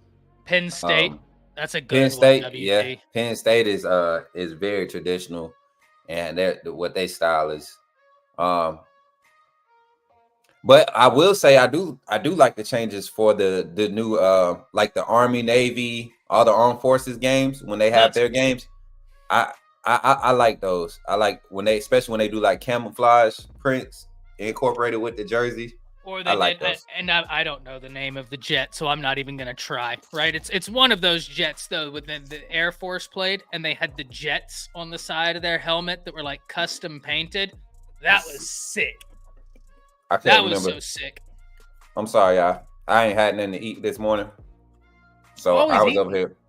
I was over there. I wasn't eating this morning, brother. I'll tell you that. But yeah, I got caught up doing a lot of we had a few meetings this morning. And yeah, man. But yeah, bro. You was talking about something earlier that I was gonna discuss in my segment. I'd rather just talk about it while you on here, man. Kind of dive into it a little bit more. The scholarship numbers, man. What's the moves? What's the thoughts on it? I was able to find a article written by a good friend of mine, somebody I'm a partner with here in this industry. Really, we bounce off each other when it comes to Bama football recruiting, and that's Brody Smoot. He's a beat writer over at Tide 100.9. Tide 100.9 is one of the two, and he was the one that put the article out, and it was confirmed. We currently have 86 players on the roster, and we're one over on our scholarship. And so it sparked a small discussion. And I wanted to see what everybody's thoughts was. And we did just have some breaking news about Latrell Wright, so we'll get to that after this. But what's your thoughts on that, man? And traditionally, I know in the past that you take those numbers, and a lot of, like you said, you get gray shirts, you get red shirts, and they don't account for scholarships for that season. But with NIL and collective, there's been rumors that some fifth-year seniors and guys that are projected draft picks, they're not on scholarship. They're not having to be on scholarship to attend and be on the football team. They're having collectives and payouts for their schooling. Yeah. So I mean, if I don't know how true that is, but if that's the case, man, that changes the whole. That just shows you how deep this is changing the landscape of college football. So what's your thoughts on the scholarship numbers? We're at 86, we're only supposed to have 85. I mean, what type of moves you see being made for to get within that right number? Plus, we got portal open, all of these things to consider. What's your take on it, bro? Yeah, so listen, the portal always makes me uneasy. And listen, there's been great buy-in thus far, but until the 30th, and really until 3 days after the portal closes, you're still going to hear about moves in the transfer portal, because sometimes it can take up to 72 hours to process that paperwork. That's why you'll see some moves come late. So I'm going to be on edge until, a few days after the portal closes. But then okay. I wonder about, you look at Jalen Milroe. He's a grad student, so it'd be nothing in theory, right? This is just my thoughts, ladies and gentlemen. I'm the furthest from an insider you could be. So my thoughts is okay, well, if NIL is a factor here, couldn't you just up his NIL deal that would account for all of the scholarship? That way it's not even coming out of his pocket, his family's pocket. It's all good. And then you can kind of work around scholarship numbers. I don't know. But the fact that DeBoer said that he wanted to add 1 to 2 more means that they have something figured out, right? They know. Yeah, and and that's what I was going to piggyback off of that that last statement about you got grad transfers or grad students there right now that are literally only taking 4 hours worth of courses just to be enrolled to play football.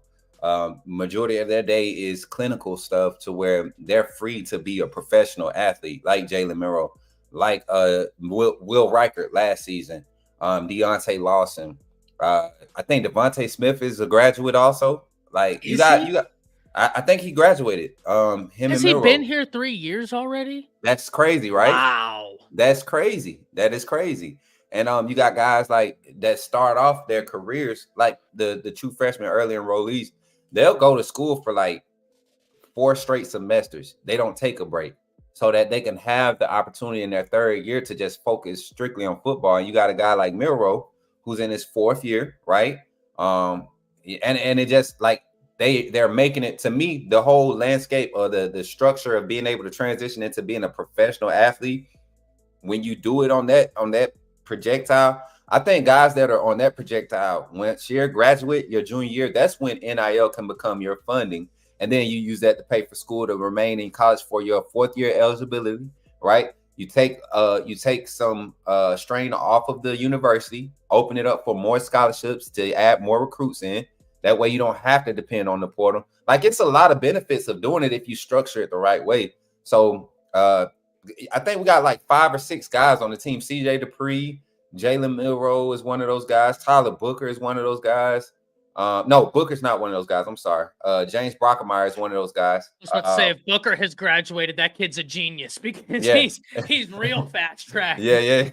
But Booker and Roberts haven't graduated. But I think Dalcourt was on the same type of time last year. It's a lot of guys that you would look at and be like, okay, that's a scholarship there, but it's not. And NIL, the collectives, the boosters and all of that stuff, they've made it different in that as far as that landscape. So I don't know, man. And then you, like you said, with transfer portal, that we're going out to get at least 2 guys in the secondary, and then we're definitely looking at least 1 or 2 offensive tackles. So if you factor in those guys I mentioned, those grad students, those grad athletes, and you kind of add those numbers up, you can see where the space can be realistically made. I mean, Jalen Milroe pulling in like $240K right now. You know what I'm saying? Like a year as a college athlete. You know what I'm saying? I'm just throwing a random number out there, but the young man just purchased a Porsche, a few weeks ago. So I'm pretty sure he don't need Alabama to pay for his education anymore. At this point, there's no more education. He's practicing being a professional athlete. So I kind of like the setup. Just wish it was a lot more structured so that all personnel who meet the requirements could be afforded the same opportunities. That way, name, image, and likeness, having an agent on campus with you or at the, surrounding your day-to-day isn't awkward. You've done everything you need to obtain that, get to that level. You graduated. We've made education a priority, which is what Coach Saban and Coach Kalen DeBoer, they strongly believe in, create value for yourself outside of football, which in this country, having an education, it does that for you. So I would like to see something structured around it. Situation like this will cause you to look into it like that, though. Yeah, and it's one of those things where whenever I look at this just goes back to what Nick Saban was saying. And it's something he said on Capitol Hill. And it's one of the things I just never understood the pushback from. And that was when he was like, oh, well, NIL's fine. Like, let's keep NIL, but let's also do revenue sharing. And then you have all of these people, these lobotomites on Twitter, and they're like, oh, Nick Saban's scared of NIL. And I'm sitting there and I'm like, do y'all not realize that he's advocating for the players to make more money in this? Like, everybody on the roster would end up with more money because he's saying, let's keep NIL. If Gatorade wants to throw Jalen Milroe a bag for doing ads, like Gatorade throw him a bag for doing ads. Right. But the problem with NIL is that people see someone like Milroe or Quinn Ewers, guys who are kind of the faces of college football. Yeah. They're making all this money and they're assuming, oh, these players are making money. Nah, number 84 on your depth chart, he's not making what Quinn and what Jalen Milroe are making, right? Like he's off of a small little NIL deal. And so you have all these drones on Twitter. I swear to God, they're NPCs. And they're like, AI. They're Saban's scared of NIL. No, Saban is advocating for NIL to continue. But now everybody's going to make more money because right now it's your big guys that are getting huge deals. And I know that a lot of these places have baseline NIL deals, but these guys would stand to make so much more money if we listened to Saban, and somehow people on Twitter have convinced themselves that means Saban's against the players being paid. And I'm like, you got to walk me through this. Like, truly, I got to take a day in your head to see, like, are your last two brain cells fighting for third place or what's happening here? I don't know. I hope everybody caught that last little statement. Your last two brain cells are fighting for third place.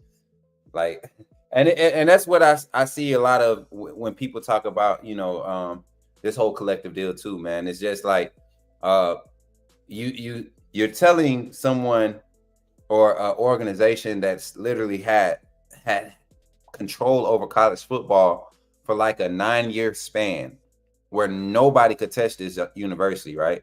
And you try to do these one-offs with Clemson and Georgia and LSU and Florida State. I don't even Florida State really can count, but you try to one-off with all these other up-and-coming teams. Texas, who hasn't won one. Michigan, they just won one.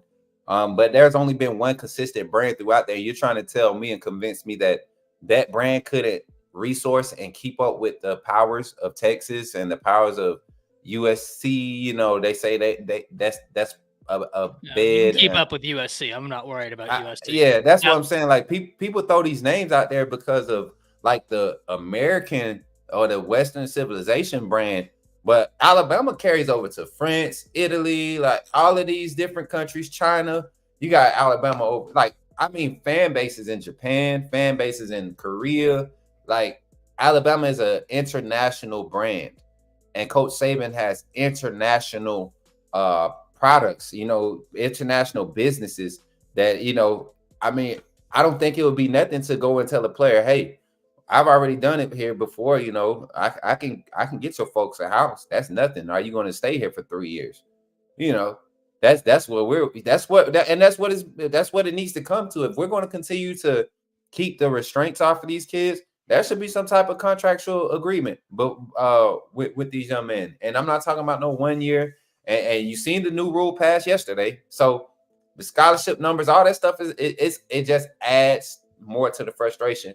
And also, this leads to another topic that we've touched on in the past, Ty, with the coaches not wanting to stay around college football, because now you with that NCAA ruling about immediate eligibility, man, you're just telling kids, hey, if I don't coach them up the right way today, they can literally enter the portal tomorrow because somebody was talking to them 2 weeks ago and go to, say they at Alabama, they could go to Florida State tomorrow and be at practice.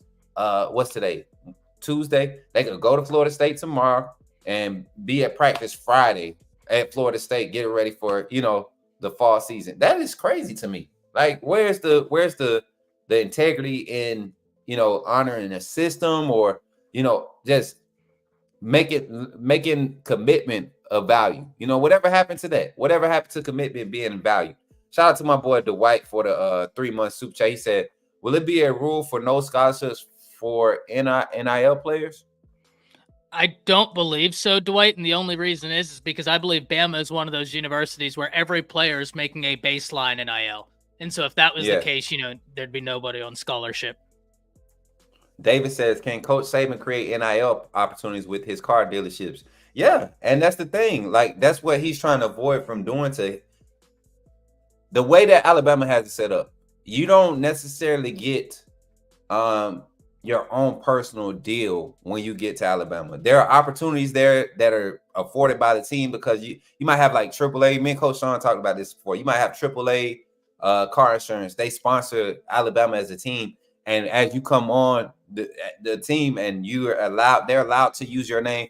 Boom, you got a little $4,000 every month, or whatever they're doing. However much, $800 a week, whatever it is. This might be small, but your deals come when you're out there and you're competing. You're making a name for yourself with how you're competing, and you're attracting likeness to your name and your image.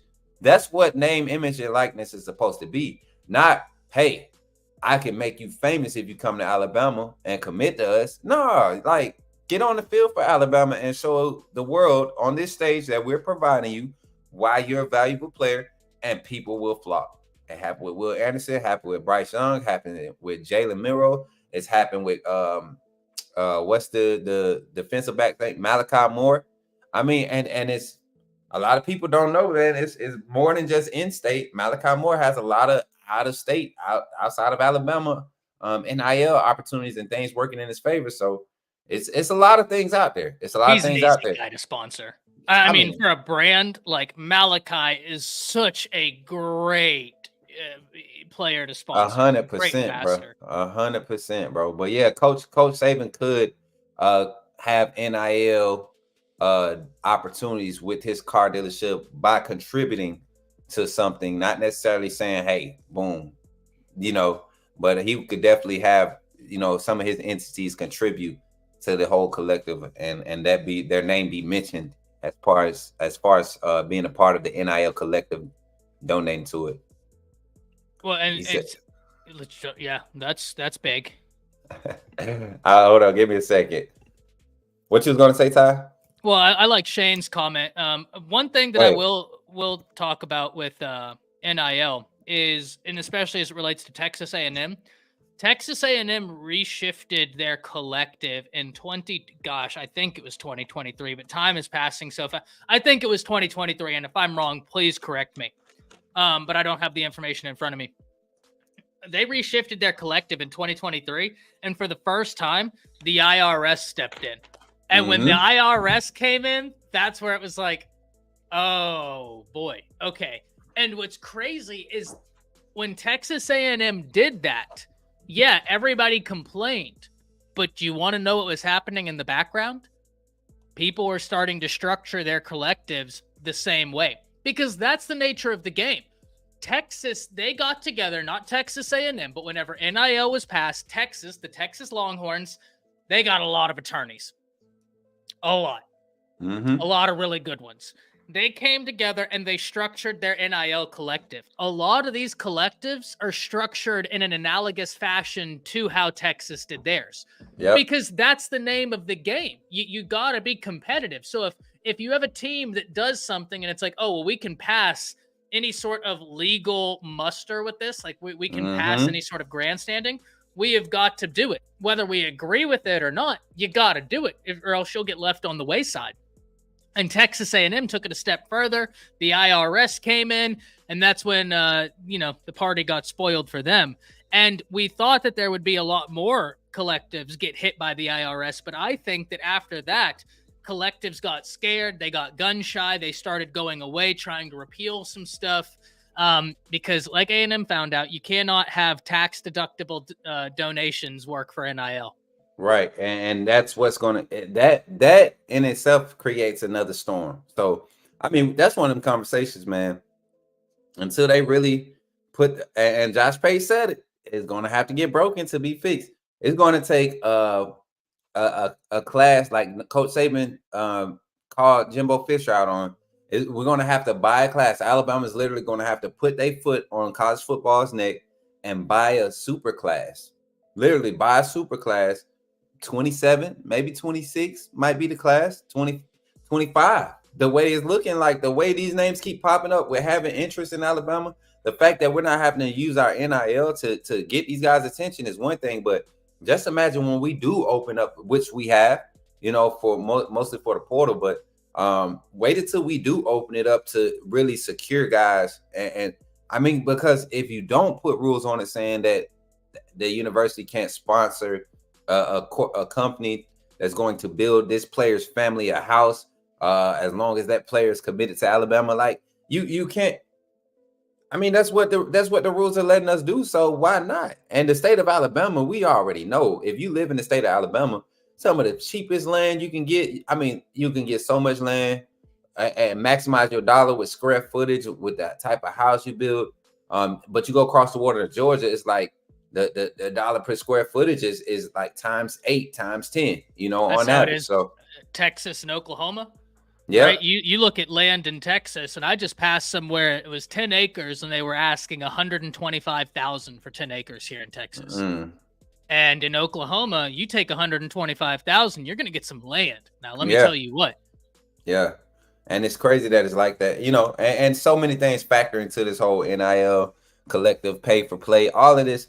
I think that would be a good discussion for probably our Friday night roundtable, man, where we just kind of dive into it, because you have two major news happenings with this NIL and transfer portal, all of it being tied together. NCAA losing power consistently. The courts really just showing them, hey, y'all messed up, back off. As a matter of fact, y'all might just want to be quiet before we just totally phase y'all out. And that's what it's feeling like. NCAA, it won't be NCAA 14 no more. It'll be college football, professional college football, 2025. That's what it's going to be, man. Professional college football. Well, that's why the NCAA repealed that transfer law. Because for those of you that remember, there was a judge in West Virginia after the NCAA. They had a while where it was like, hey, you can transfer as many times. Well, back in January, they tried to repurpose the rule of like, hey, it's just a one-time transfer for free. After that, you sit out. A judge in West Virginia put in a temporary 14-day injunction on that ruling saying, no, you can't do that. The NCAA, after they put that rule back in place, literally bowed out of the fight and said, okay, cool.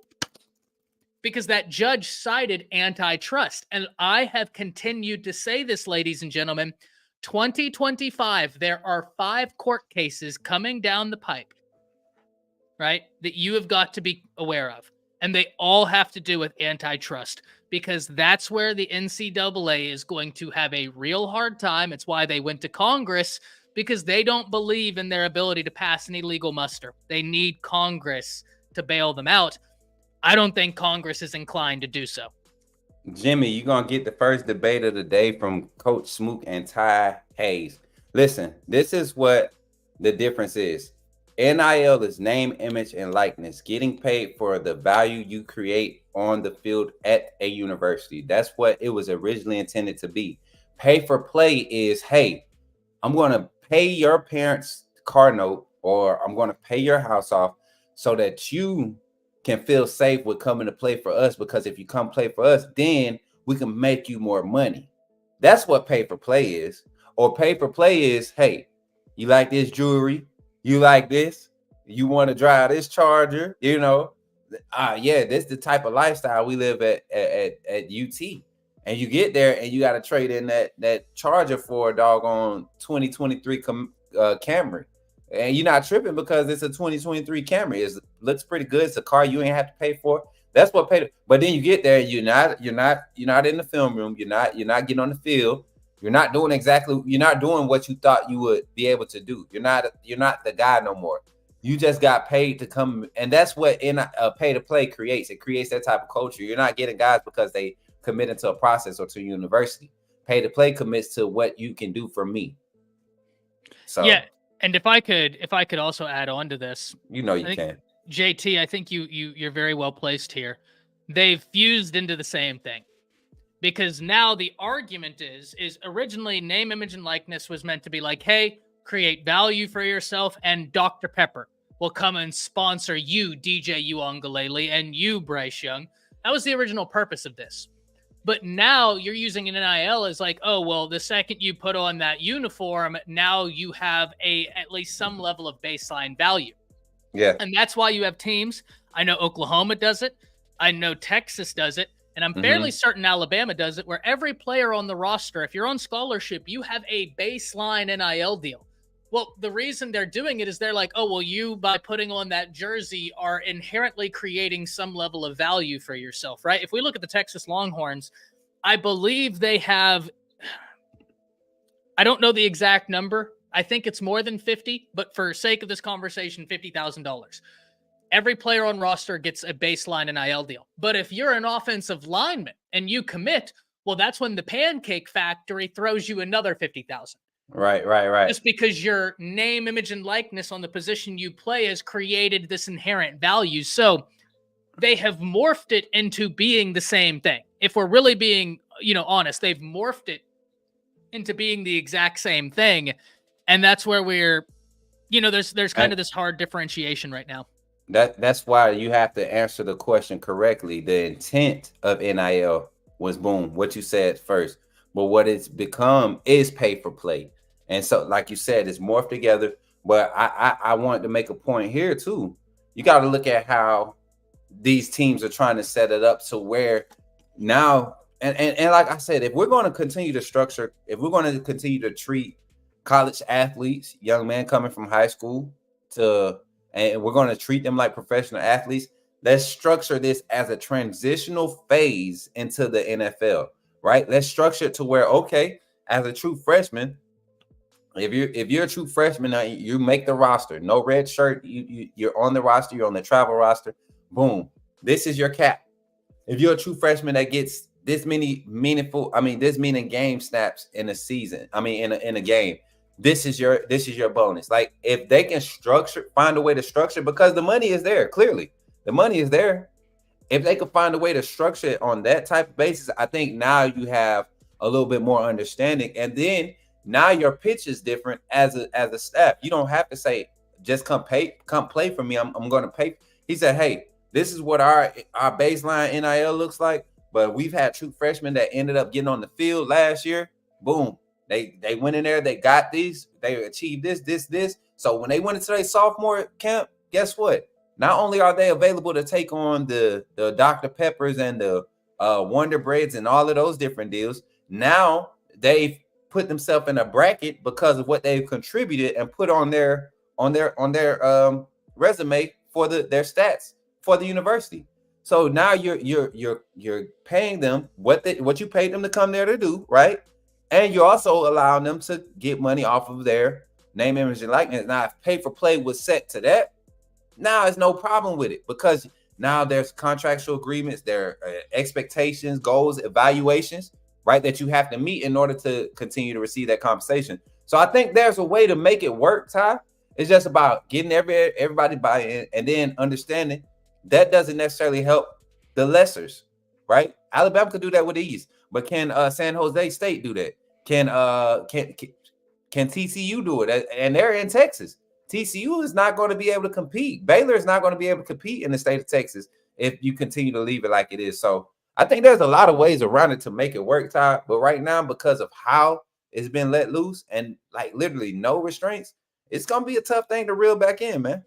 Oh, it's impossible to reel it back in because the NCAA can't do anything.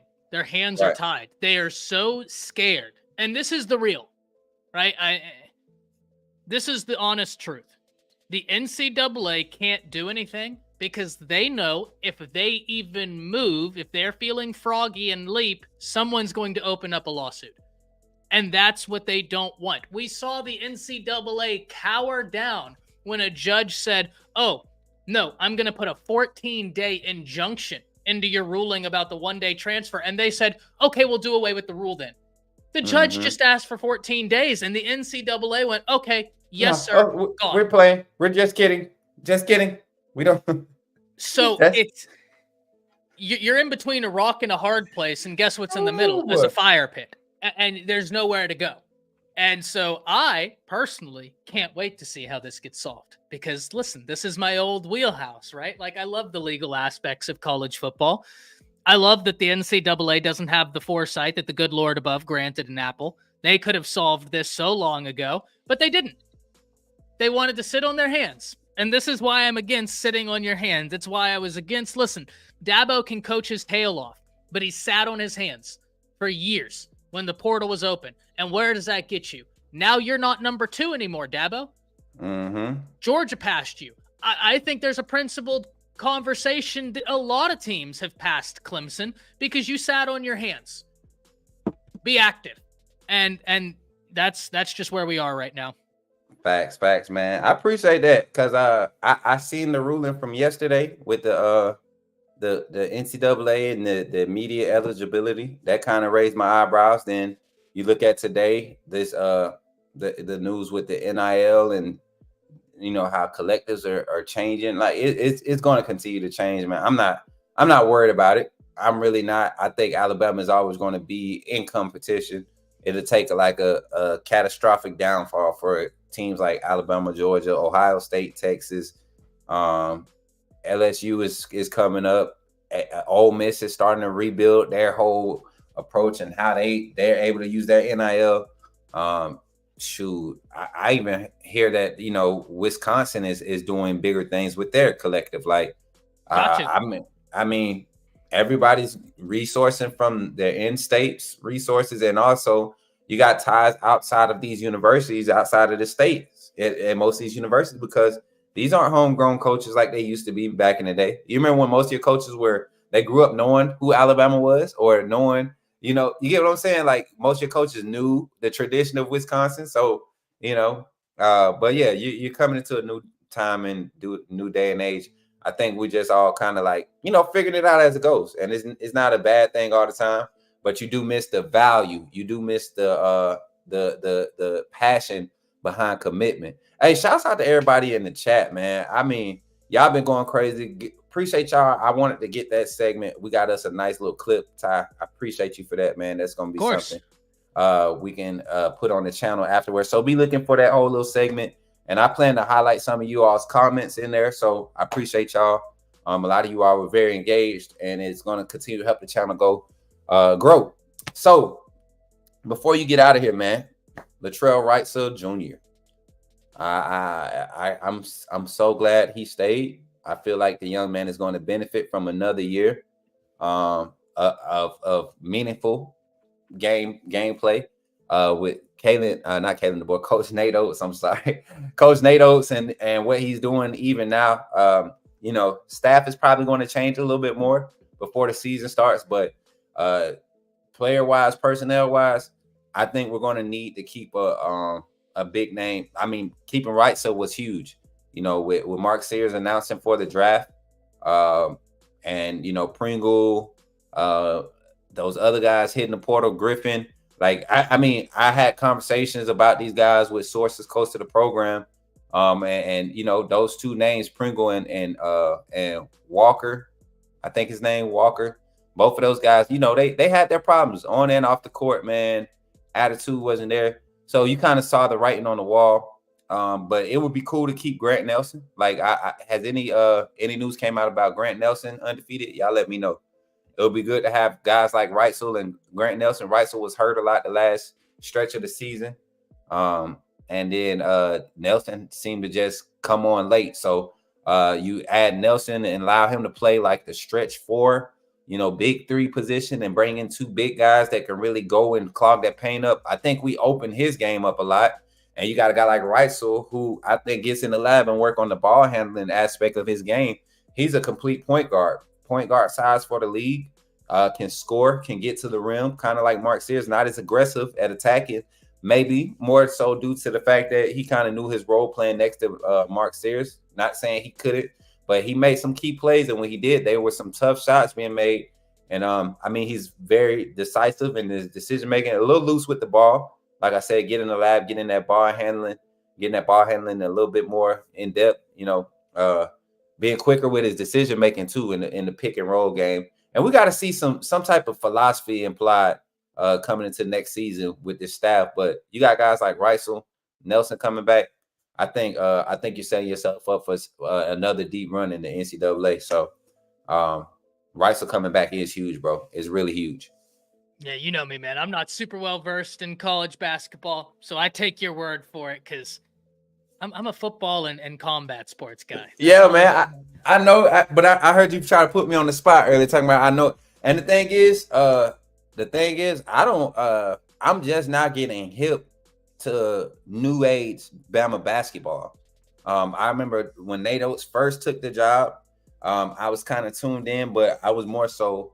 I was doing other content, so it took a lot of my time. I didn't catch a lot of games live, so the last 2 years have really been you know, the most I've spent, and I've learned a lot. I learned a lot being connected to some of the personnel that cover Bama, and you know, some of the up and coming guys that's covering Bama basketball, like JB Sports Talk. He does a good job getting in depth detail about all college basketball, but definitely basketball. Shouts out to him, JB Sports Talk over on Twitter. I think he on YouTube too, is JB Sports Talk. He do some solid basketball coverage, man. So it says Dylan Edwards is hitting the portal. Shaking my head. Come on over to Bama and be our little Tyreek Hill, 5'9", 185, 4.3 flat and better speed. I'm good on any running backs right now. As much as I like that, I'm good on any running backs. I don't care what they did at the other schools. I am good. Our running back room is good. Even the walk-ons that aren't. We got a Dylan Edwards that's a walk-on. He wears number 29 or 28, something like that. On the offensive side, speedster. He about 5'4", 5'5". That joker can move though. Like he one of them dudes. As a matter of fact, I got the little thing right here. Let me look at this. Yeah, listen. If in another year, I would absolutely take a Dylan Edwards. But even at the wide receiver position, I like what we have, especially with the Ryan Williams coming in, especially with all those guys. And you already have an Emmanuel Henderson who's been working in the slot. But somewhat, if Dylan Edwards does hit the portal, because I haven't seen has there been an official announcement yet? I haven't seen it either, but there was a lot of buzz about, you know, Shedeur Sanders and these guys running players off, talking to other players in the portal or talking to other players on other teams, being real vocal about trying to get guys. You know, you got a running back there. You're talking to other running backs. I know Richard Young was being targeted by Colorado heavy. Richard Young here for Alabama was definitely being targeted by Colorado. I know for a fact they want him.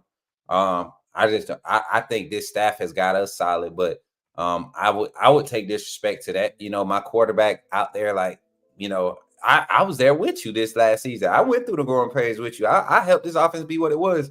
And you feel like you need more to replace me? Nah. If anything, let's talk to me about who I feel can help us out. So, but they already had Cavassier Smoke, and they hardly used him last year. Barely used him. Cavassier Smoke, and they had Alton McCaskill And for my football guy, Alton McCaskill, true freshman year out at Houston, ran for 997 yards, got injured, and my goodness, he should have been a featured back last year. You had Dylan Edwards, you had Cavassier Smoke, and you had Alton McCaskill, plus Sylveon Wilkerson. And Wilkerson was getting more looks than the Houston kid, man. That was crazy to me. Like you had, and I don't know if that was Prime. I don't know if that was Coach Prime, but man, they had options in the backfield to kind of help that offensive line. They had options to really just kind of rotate guys and give you different looks, like to open up their pass game and everything that they didn't want to do, that they wanted to do schematically. Just never saw it happen. They had the personnel to do it. The name that I was talking about, and I got to step off to make a phone call. I just missed a phone call from Jace agent. Darren Claiborne, sophomore, 5'9", 195. That's the running back on Alabama's roster that I'm telling y'all is another speed. I mean, same skill set as Dylan Edwards. May not be Dylan Edwards, but definitely possesses the same skill set. This running back room 7-8 deep, I think, right now at Alabama. And you get past the top 4. You got Kevin Riley coming in this fall. Like, I just don't see the need to go after any running backs, any tight ends, any defensive linemen, any linebackers, any free safeties in this portal. If we're gonna go get somebody, maybe a wide receiver, maybe well, not maybe, but go get you some depth at corner and get you a offensive tackle, a solid offensive tackle. Ty, give me 2 seconds. I'm gonna make this phone call, man. I'll be right back. For sure. No doubt about it, man. Take your time. So I'm going to keep on this conversation because, listen, someone's going to get a hell of a player with Dylan Edwards if he enters the transfer portal, because that dude, like I've always said, and this isn't something I've just said today. For those of you that have listened to me on here, I've said this multiple times. Dylan Edwards has home run ability wherever he gets the ball. I mean, he can take it to the house from anywhere. He's someone who kick return, anything you need him to do, he can do it, and he can do it at a high level. But that being said, Bama's running back room is so ridiculously loaded right now. And even putting him out on that slot wide receiver position, don't get me wrong, I think he'd be effective there. But I like Emmanuel Henderson, right? And in this deep room, Ryan Williams, I mean, you could play him early as a slot wide receiver, get him on the other team's cornerback 3 and let him cook them.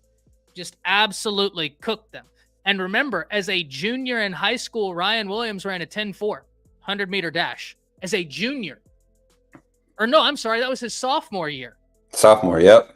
As a sophomore, ran a 10-4. So, I mean, we're looking at a guy that, like, we're talking Damani Jackson speed here. Right? That's like Lotzier Brooks ran a 10-8 as an 8th grader. That's ridiculous. And you still got to think, man. You still got Bubba Hampton, who was running an 11-1 his junior year before he stopped running track his senior year. Then you got another 10. I think Cole Adams was a 10-8 kid coming out of high school. Like, you got a lot of speed. You got a lot of speed on it. And Lashare Brooks is. I think people look at Lashare Brooks and they give him that Waddle comparison. But he has that stretchy speed like Devontae Smith. Devontae Smith was sneaky fast on everybody. And then you got kids like T.I. Mims ready to come to Alabama. I just posted a clip of him, man, that highlight when he just ran the nastiest post corner or stick out, whatever you want to call it, man. It was the nastiest I've seen in a while, man. Just and the speed he does it. But, I mean, you look at his highlight film, he's another Ruggs kid, Ruggs type player. You got Derek Smith out of Southside in Selma. He's another speed. I mean, this wide receiver room is going to be fast. Not only are they fast, you got a lot of these guys. They're 5'11" to 6'2". Like, I mean, just perfect. The new age wide receiver look, and that's what Kalen DeBoer, Jamarcus Shepard, and this offensive staff are pulling in. So I wouldn't, me personally, run the table. I would not go mess with any running backs in the portal. I'm good.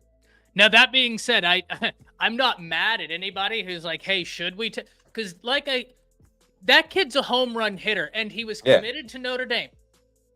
Could he go back to Notre Dame? I'd personally like to see it.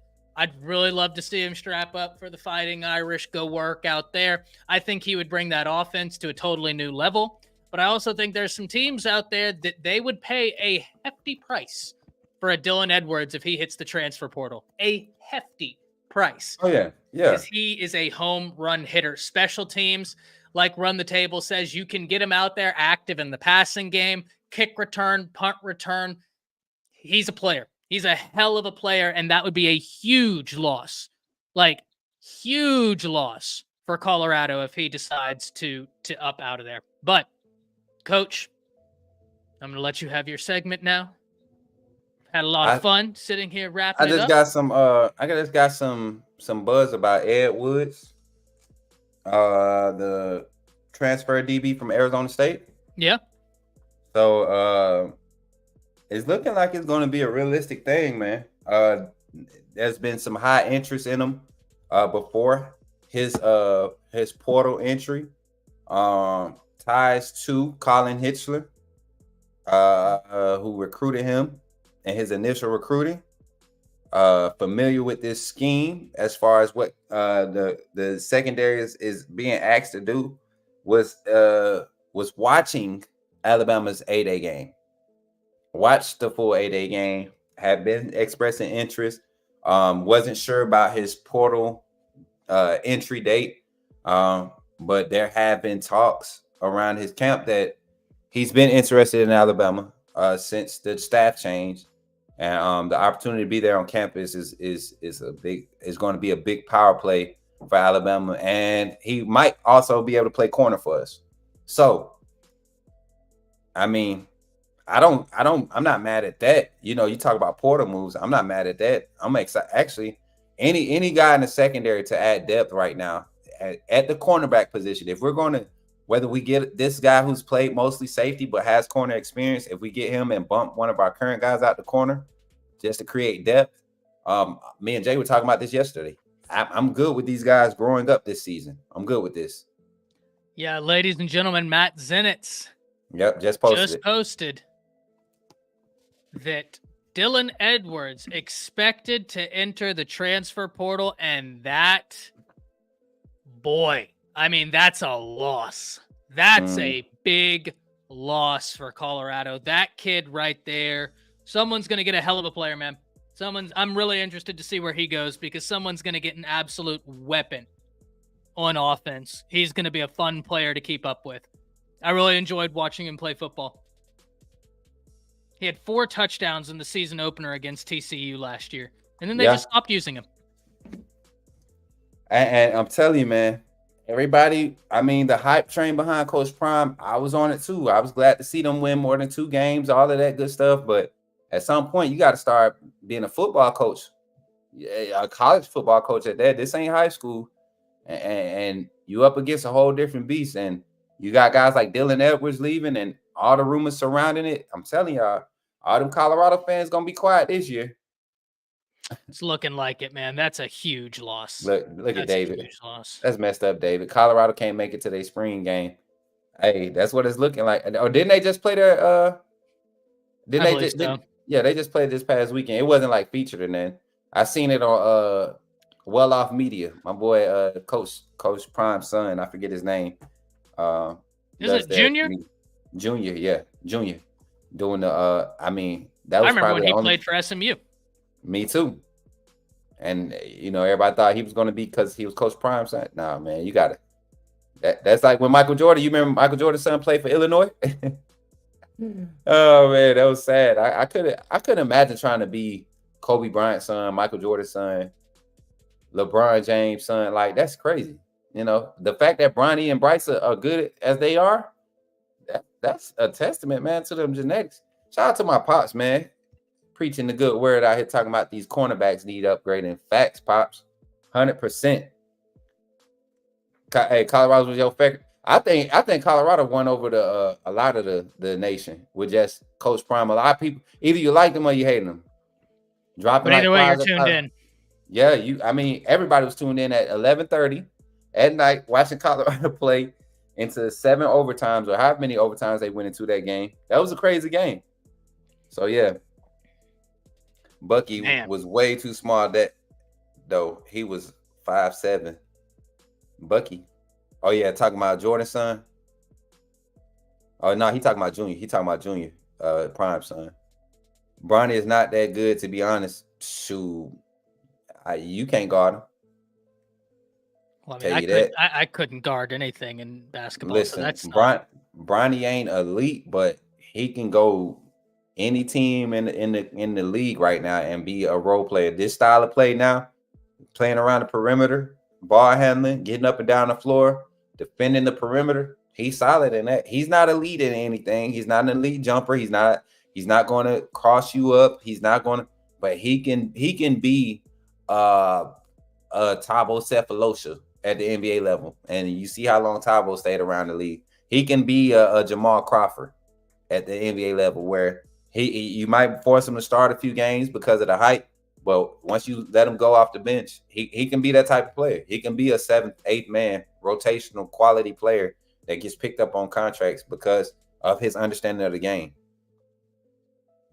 Yeah, 100%. Yep. I'm still in shock that Edwards hit the transfer portal. Someone's going to get a huge win. But, ladies and gentlemen, the time is nigh. Yeah. Smook, excited for your segment, my man. Great to sit here and talk with you as always. Everybody in the Undefeated, always appreciate the support, the love, all the comments. You guys make this show what it is. I'll see you all tomorrow, and until then, roll tide. Roll tide, my boy. Appreciate y'all for showing love to my bro Tide, man. And before I get into my segment, man, we're gonna talk about Edwards. Then we also got some targets that I want y'all to focus on going into this off season with high school players kind of settling down on visits. A lot of them got spring ball coming up at their high schools. But before we get into it, let's jump into our commercial break. We'll do our shout outs, and then we'll end our segment here with some fire. All right. Take it away, Kyle. Special thanks to our sponsor, Residence in Ocean City, Maryland. Guests can book at residenceinOC.com. Use the promo code LPR for special Bama football pricing up to 20% off. Also, go to therogueshop.com. Use the promo code Bama. You get legal CBD. For me, personally, I like the topical oil. You know how intense my workouts are, right? So I like the topical oil. I like to rub that on my back, whatever, after those cinder blocks. So go to their website, cruise down, look through their website, and definitely check out rogueshop.com. And like I said, I like the topical. Again, the promo code is BAMA. Also, think about becoming a fan funder right here on Bama Football on YouTube. Become a part of the Undefeated as low as $2.99 a month. That's 10 cents a day. How do you do this? Make sure you're logged into your account. This is on a computer. You can also do this on your phone and look for the tab that says membership. Once you click membership, you can see different options. You can see an upgrade button right there to the right if you want to go through the different levels. We have fan funder videos from the staff right here at Bama Football on YouTube. Very easy to navigate. Let us know if you have questions inside the comment box when trying to upgrade or renew your fan funder membership right here on Bama Football on YouTube. And of course, if you want to rock that undefeated gear, check out our merch store located at the bottom of the videos. We appreciate Patriot Life, Cynthia, Antoine, Caitlin, and to everybody else that supports us right here on Bama Football on YouTube. Yo, chat. Hey, shout out to everybody in the chat, man. I appreciate the energy. I got some comments. These are the comments of the commercial segment. Comments of the commercial segment. All right. These are the comments of the commercial segment. So during the commercial segment, during my segment, right? Whenever I run the commercial, I want y'all to just support. I want y'all to run the chat up. It does something to the algo. It helps us get active, right? But first, shout out to Brett Sullivan with the $1.99 super chat. Just give me your boy a shout out. Smooth. Hey, I hear you, my boy. Much love. Appreciate the $1.99 super chat, man. And appreciate you for being a fan funder too, my boy. You already know, support everything you doing, bro. About to get real active here soon. You know what I'm saying? As a matter of fact, we need to talk ASAP. Greg, my boy, talking about the Smoog. I seen you. My boy Brian, though. Talking about Brian. Are these lotion bottles? Are these oil bottles? Because if so, you're a genius. And I want to give you the comment, one of the comments of the day. And then Ruben Poole coming in The dastardly cinder blocks. I love it, man. And of course, we don't have Moon Rock in the building today right now, but my guy David coming through with a new spelling of CBD, but the emojis is what's doing it for me. Oh man, y'all is funny, man. So those are the comments of the commercial segment, comments of the day. I appreciate y'all, man. What's good, man? Hey, what's good, y'all? Hey, listen up. Shouts out to everybody pulling up, man. Y'all know what time it is. William Chun, Marquita in the chat. All y'all in the chat showing love. My guy Greg came through showing love, man. Everybody, Jimmy Butler, we lit. We live, baby. Will Ed Woods, Byron Walker says, will Ed Woods be the last player we take from the portal? Not sure, man. I feel like we're going to go for at least 1 or 2 tackles, honestly. So shouts out to you, Byron. We'll actually dive into that conversation, man. Y'all crazy, man. Ebony in the chat, silly, acting up, man. It's crazy, man. Y'all just don't know, man. The energy y'all bring every day is definitely a positive to look forward to when jumping up here on this stream. With everything going on, man, so much business to handle. Y'all make it easy. This is not a job anymore. It's actually just enjoyable. Y'all make it enjoyable. I love being able to share these moments with y'all. Hold on, y'all. Let me see if I need to answer this.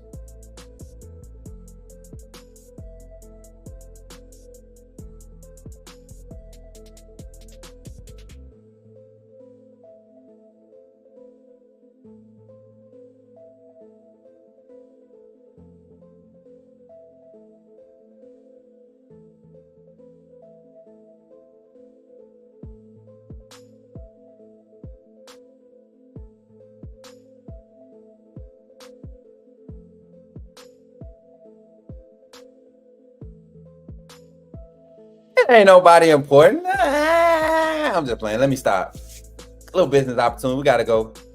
You in the gulag? Yeah, I was in the gulag for a second, man. I had to go ahead and get up out of there. You know what I'm saying? But I got a lot of important phone calls happening, y'all.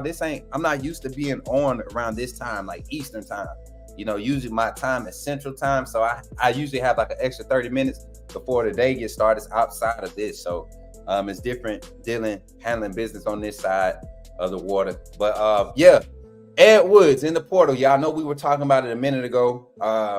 Ed Woods is next. I'm starting to see more buzz around this Ed Woods. I have a source over at Ole Miss, and I know Ole Miss was a school that he would possibly be, taking a visit to. But it's seeming like his desire is Alabama. He sees opportunity here. My thing is, don't come in here with that mindset. If anything, come in ready to work. You might be a depth piece because we have a lot of young talent. Me and Coach Jay were talking about it yesterday. This coaching staff, I don't believe that they have any lack of confidence in the players that they have available in the cornerback room. Their lack of confidence is in the depth. So, that goes to tell you that they're not pressed to go in the portal. Maybe they cross-train some guys to be relief or, emergency cases, right? You got a few guys that play corner on the offensive side. Bubba Hampton played corner in high school. I want to say, did Kendrick Lar play some DB in high school? I want to say he did. But you got some guys, man. You got some safeties out there that can go back to corner. Drake Kirkpatrick, Red Morgan can go play boundary. I mean, we got a lot of safeties at disposal. You got a lot of, and like I keep telling y'all, there's a young man by the name of Elijah, Alijah, Elijah Ward. I believe that's his name, number 39. And I'm gonna tell you, I'm gonna keep talking about this young man because he's Elijah May. My fault, Elijah May. This young man, he's a senior. He's seen a lot of football, helping his team prepare for big games, big weeks in practice. He's seen a lot of it. So I wouldn't be surprised if this young man gets an opportunity with the fact that we're already over the scholarship, the amount of scholarship numbers. Don't know how they're going to open up this space. Don't know who's possibly entering the portal. So I think it's an interesting subject to keep our eyes on, an interesting thing to get in our, to keep our eyes on. And yeah, let me see some of y'all thoughts on it. The YouTube. Nah, I ain't talking to him yet, man. I ain't talking to him yet. That means Bama would have 2 ex-Pac-12 starting cornerbacks, 2 ex-Pac-12 cornerbacks starting. Hey, I don't think Ed Woods comes in and just moves anybody out the way. I think he would have to come in and really show it. I think he got a good skill. I think he got a good skill set. Very strong at the point of attack. Not a huge guy, but very strong and press. So kind of opens up your horizon on the back end of what you want to do with playing a true one high look, and having a guy like Damani Jackson, who I think is probably going to end up being one of the best cover corners in this upcoming draft class. I think you go and get a guy like Woods, you kind of give yourself that ability to rotate a lot more on that boundary side. With that grouping, you create more value for the cornerback room when you get a guy like Woods. Not the fastest. I think he's more of probably a 4-5 guy, but his technique is sound to the point where him playing some safety, he knows how to play that off-man technique, knows how to probably has a more in-depth knowledge of how to communicate this defensive pass, maintain boundaries when passing off routes, right? In the defensive schemes on the back end. So curious to see what Ed Woods' decision looks like now that he's in the portal.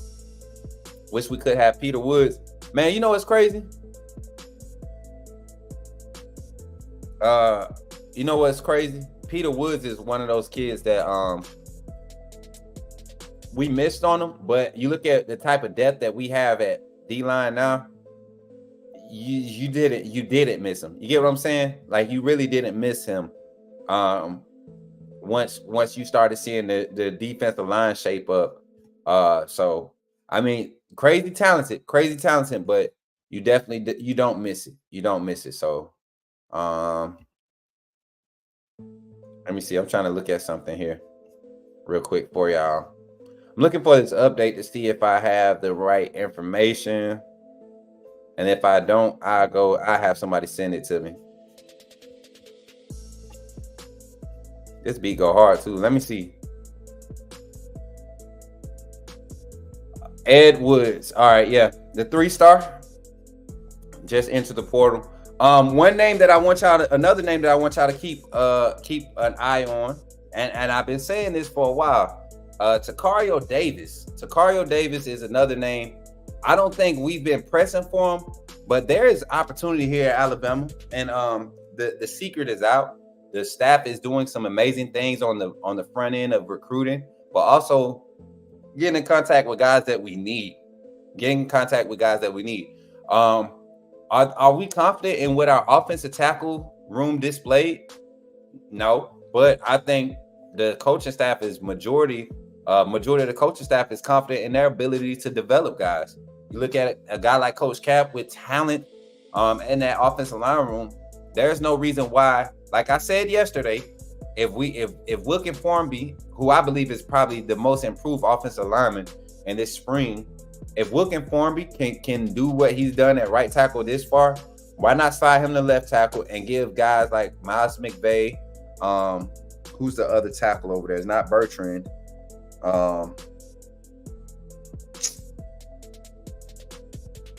Not Casey Pope. Casey Pope's a guard. I'm thinking about is it Sanders? The young man Sanders, is he playing guard or tackle? Because I always thought he could be a solid tackle. But if Pritchett and Bertrand aren't working out at left tackle, side Wilkin Formby and possibly let them battle it out for right tackle with Miles McVay. You got to a 3-man battle going there. You got other guys behind Pritchett and Bertrand. I mean, it just makes sense to me. I'm not with the idea of moving Tyler Booker or Jaden Roberts or James Brockermeyer. I think that's the part of the interior of the offensive line that you want to keep intact. So, yeah, I wouldn't hate it if they can play. We just want wins. Me neither. Having two cornerbacks starting the Pac-12 doesn't scare me. They face people throwing it 50 times a game out there. I like it. I mean, and like I said, Damani Jackson was in a horrible situation at USC. Let's get Ed Woods on the channel. Let's try to get him. I'm gonna try to reach out to his see how to get in touch with his camp. Y'all know I ain't scared. I mentioned this earlier. If teams are going to be playing more games due to expanded playoffs, the NCAA needs to open up the amount of players and scholars if they are concerned about player safety. True. True, but at the same time, the money that's getting poured into scholarships is not the same that's getting poured into. You get what I'm saying? And that's where I'm telling you, the divide needs to be made. The divide has to happen for this to get squared away. You can no longer say that you're a student athlete in today's day and age. We're gonna see a junior pro league. That's what it's gonna come down to, y'all. I'm telling you. And the whole school being tied to a school or university, it won't require education anymore. It's going to become club ball on a junior professional level if they don't get any parameters on it. And it's sad. It's sad. College football won't be college football as we know it. Travelpreneur sports, man. You know what, bro? I went back and I watched the live from outside with Coach Smoot, right? And I forgot, because you was so chill. I forgot you came. I forgot you was there, bro. And I was like, that's my boy. That's my boy, Travelpreneur. You know what I'm saying? But appreciate you for pulling up today, man. Got to throw the checkbook at Takario. A visit was rumored, but I guess no rumors. Listen, I told y'all the other day that he wasn't showing much interest in a lot of people. Like, he had his eyes set on 2 destinations, and Alabama wasn't one of them. But that all changes every day. It changes. You don't know. And what's crazy is now college athletes have business managers, right? Basically agents, but they have business managers now.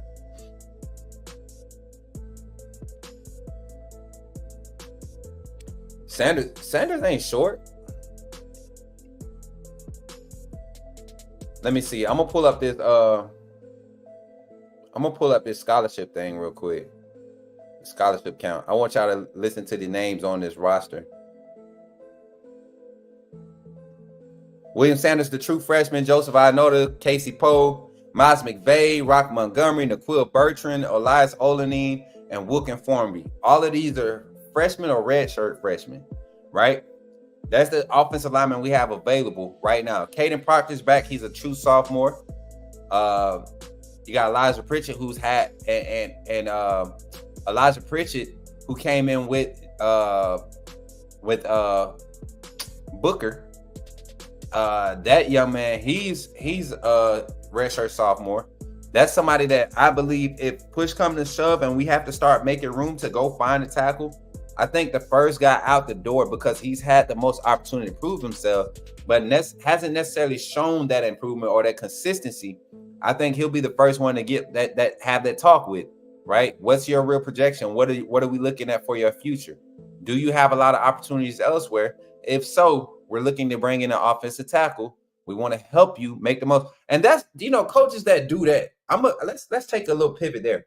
Coaches that literally take their time and evaluate their roster and understand that there is a kid, a young man that's there, that's trying to do what he can to get on the field to create value for himself. If that kid does not fit your scheme, how much integrity does it take for you to go and not hold?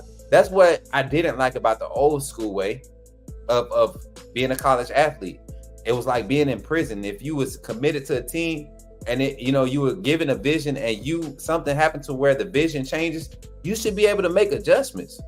And I think every the transfer portal and all that needs to have some type of mitigation to it, but every situation needs to be carefully evaluated. Look at the type of staff you're dealing with, look at the reasoning, look, all of that. And it's a lot to consider when you're talking about over 6,000 or something like that. Some college football athletes, when you talk about all the teams across the NCAA. So I don't know, man. It's a different subject. It's a different subject. So the NIL, it has definitely money, transfer portal, all that's changed the college football game, y'all.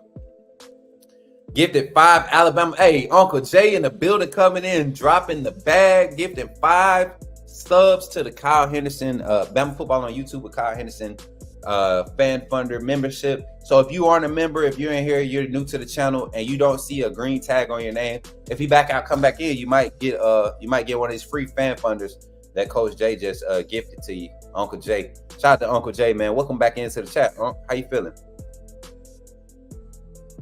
Yeah, I mean, Ruben, I think you, once you open up to a larger roster, you do exactly what NIL is set to do. Like, now you're showing that, hey, if I could have 110 players on my team, my NIL collective base can handle taking care of 110 players. Like, that's how you can use NIL to your advantage too. in the right way, right? Baseline pay for all incoming freshmen. You know, that's to me, that's good. To me, that's good. Yeah, appreciate you, Uncle Jay. Hey, appreciate everybody for pulling up today, y'all. What else we got to talk about? Takario Davis, we kind of discussed him. Offensive lineman in the portal. I saw a name earlier today that was being mentioned. I'm going to scroll up to it now so I make sure I say it correctly. One of them. Yep, one of them. Where is it? Where's the kid from? Louisville. I want y'all to go check out this kid, Ruben UNJ from Louisville, out of Bradenton, Florida. He was an IMG prospect coming out of high school. I think he's a sophomore, if I'm not mistaken. He's going to be an upcoming sophomore this year. 6'6", 310 pounds, playing offensive tackle, looking to shed some weight. He's another athletic guy, was a 3-star coming out of out of high school. And I think his transfer grade is still 3-star. But you turn on the film for Louisville and he pops. He pops out a lot. The young man's name is Ruben. I'm going to go ahead and screenshot alert.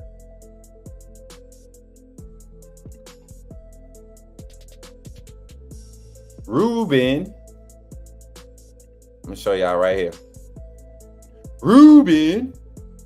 I'm just playing. Ruben Unij. He's in the portal. Previously at Louisville. I like his game. And if we're going to go out and get guys that we don't know, they aren't mainstream or frontline marquee guys, banner guys, let's go look at some quality guys. This is a quality guy here. Uncle Jay gifted another 5 memberships for y'all, man. Y'all better go out there and grab them. What's up, Antoine Roll Tide, brother? Hey, what's up, Uncle Jay? I'm like him already. Parents know how to pick a name. Ruben, hey, I see it. I see y'all. You know what I'm saying? I can see why. You feeling that. But listen, Ruben, the kid is a player. He's a baller. I think he'll be a good addition, create some competition at the offensive tackle position. And we know how IMG traditionally, what they produce with offensive linemen. You look at Tyler Booker, who is currently on the roster. You look at J.C. Latham, who just recently left. IMG does good developing guys. He goes to Louisville as a true freshman, gets out there, gets some snaps. And the size, he can move at 310. I could just see what he'll do with 10 less pounds, right? Wouldn't be crazy to see it, but yeah.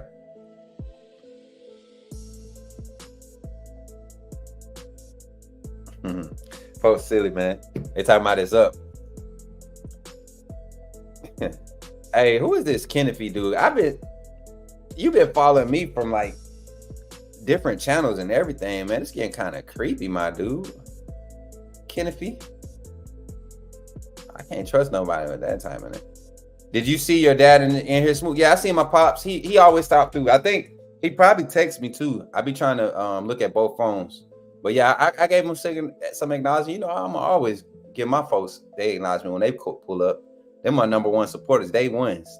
They see me go through it all, man. They see me go through it all. Still watching me go through it and support me and push me. I appreciate my family every time they pull up, man. I actually have cousins and stuff that tune into the segment. They just don't comment because listen. I be trying to spare y'all, not from me, but all my family ain't. You know what I'm saying? You know what I'm saying? Like all my family, they ain't there. They don't take everything y'all say with a grain of salt. And y'all be in here talking about some of them folks be in here talking about where they from. That's why I be saying, man, you gotta be careful what you say. You gotta be careful what you do. Can they catch though? Can who catch? The offensive lineman, like my guy, what the young man was looking at yesterday, the left tackle, the tackle. That kid came. They gave that boy a screen, and he was about to do a double pass play. Yeah, I got 2 little phones, man. I got 2 phones. But yeah, y'all, that's my segment for today. Y'all know I like to get in here and I like to dialogue with my boys. What y'all want to talk about? What does the undefeated want to discuss in the last 7 minutes of our segment today? I am here for y'all. I want to chop it up with y'all. I really want that phone call segment, y'all. I want a phone call segment. We got to start a campaign. Y'all got to help me start the campaign. I know, man, just imagine, y'all. I would stay on here 3 hours to talk to y'all. Everybody call into the phone line. Talk to your boy, Coach Smoot. It's your boy, Coach Smoot. Let me hear it. Shout out to my pops with the $20 super chat. Keep up the great work, Smoot. Yes, sir. Yes, sir. Yes. Listen. Yes, sir. Who is Sergeant Major? Who first sergeant? My dad didn't make sergeant major. You would have thought he was a sergeant major the way he walked around Fort Benning. For all my military vets, if you were at Fort Benning during the years of 2000 and 2004, you knew who my dad was. That man, I couldn't do nothing at Faith Middle School without my dad finding out. Smoke with the smoke. Hey, listen, smoke with Smoke. You know what I'm saying? Whatever y'all want, man. We got to turn it up. The basketball portal and transfers. Listen, we was talking about Latrell Reisel sticking around. That was big for us. I haven't been following the basketball transfer portal. Let's jump into it. I can pull it up and see, Pringle and that and Walker, those guys leaving and Griffin. I saw that happening during the season, man. There was a lot of sideline stuff. Even when I went to the Tennessee game, man, a lot of attitude stuff that I didn't like, personally. Let me see. And that's as me. Y'all know I've coached basketball, high school, middle school. I've coached rec league for youth league. 10U was 10U was my first year coaching, and that was watching those kids. I got 10U guys now. They about to graduate. That's crazy. I coached a team in Fort Hood, Texas, man. And one of the players, I just seen him get looked at by Bama. I mean, literally just got looked at by Bama. Linebacker playing at Shoemaker High School. Alabama just offered the young man. And I was trying to... Folks, it's weird, man. You got people call. Oh, man, y'all are weirdos, man. I love it though. But this young man was one of those guys when I was coaching him on basketball. He played with such an aggressiveness on the basketball court. I was like, man, he gonna play football, and he's an edge rusher now. I can't remember his name. We just offered him. Alabama just offered him. Class of 25 edge rusher. I can't remember his name for nothing. But he played in it when we were coaching and running scrimmages during the preseason. He ended up getting pushed to another team, selected for another team. But I saw him on the court, and I mean, I knew he was going to be a football player. All right, transfer portal. Targets. Hey, right now, Alabama's ranked number 8 in portal. That's crazy. Who's somebody y'all think we should go after in the portal?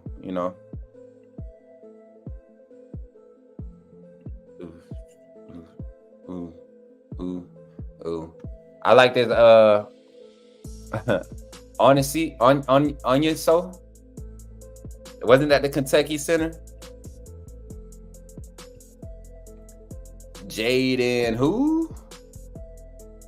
I think the center from Rutgers may come since he didn't commit immediately after his Georgetown visit. You think so? I don't know, Caleb, because I was looking at some of the metrics on that young man. I don't think he's a fit for this scheme. And I honestly believe development of Parker Brailsford, James Brockemeyer, Rock Montgomery, and Joseph Ionoda. I don't think we go for any more interior guys in the portal. That's just my personal opinion. Portal this next class, you know, I see us going after a few guys, but I don't see us going for any interior guys in the portal. That's just my personal opinion. Nah, I ain't gonna pull that up, K-Spray. We ain't trying to get no copyrights today. I can't pull it up. Smook, I might have missed it. Do you like Ed Woods? Yeah, Carlos. I like his skill set. I like what he could add to the secondary for us. I don't think if we go after him, I think it's go. I think he can go. Oh, you talking about the big center? Oh, I'm thinking about football. I thought you was talking about the kid from that just ended. Like literally, I just looked at a report. A Rutgers center just ended the portal. So I was like, I just seen it. So how you talking about it? All right, y'all. I gotta get up out of here. I'm getting too many messages now. And tonight, my fault. Tonight, the schedules for tonight is Coach Jance will be on at 6. I plan to be on at 7. I got a meeting at 4:30 in Birmingham. So I got to get down to Birmingham. Then I got to get back up this way to be on tonight with you all. So hopefully I could be back on time to be on with y'all. I plan to be here.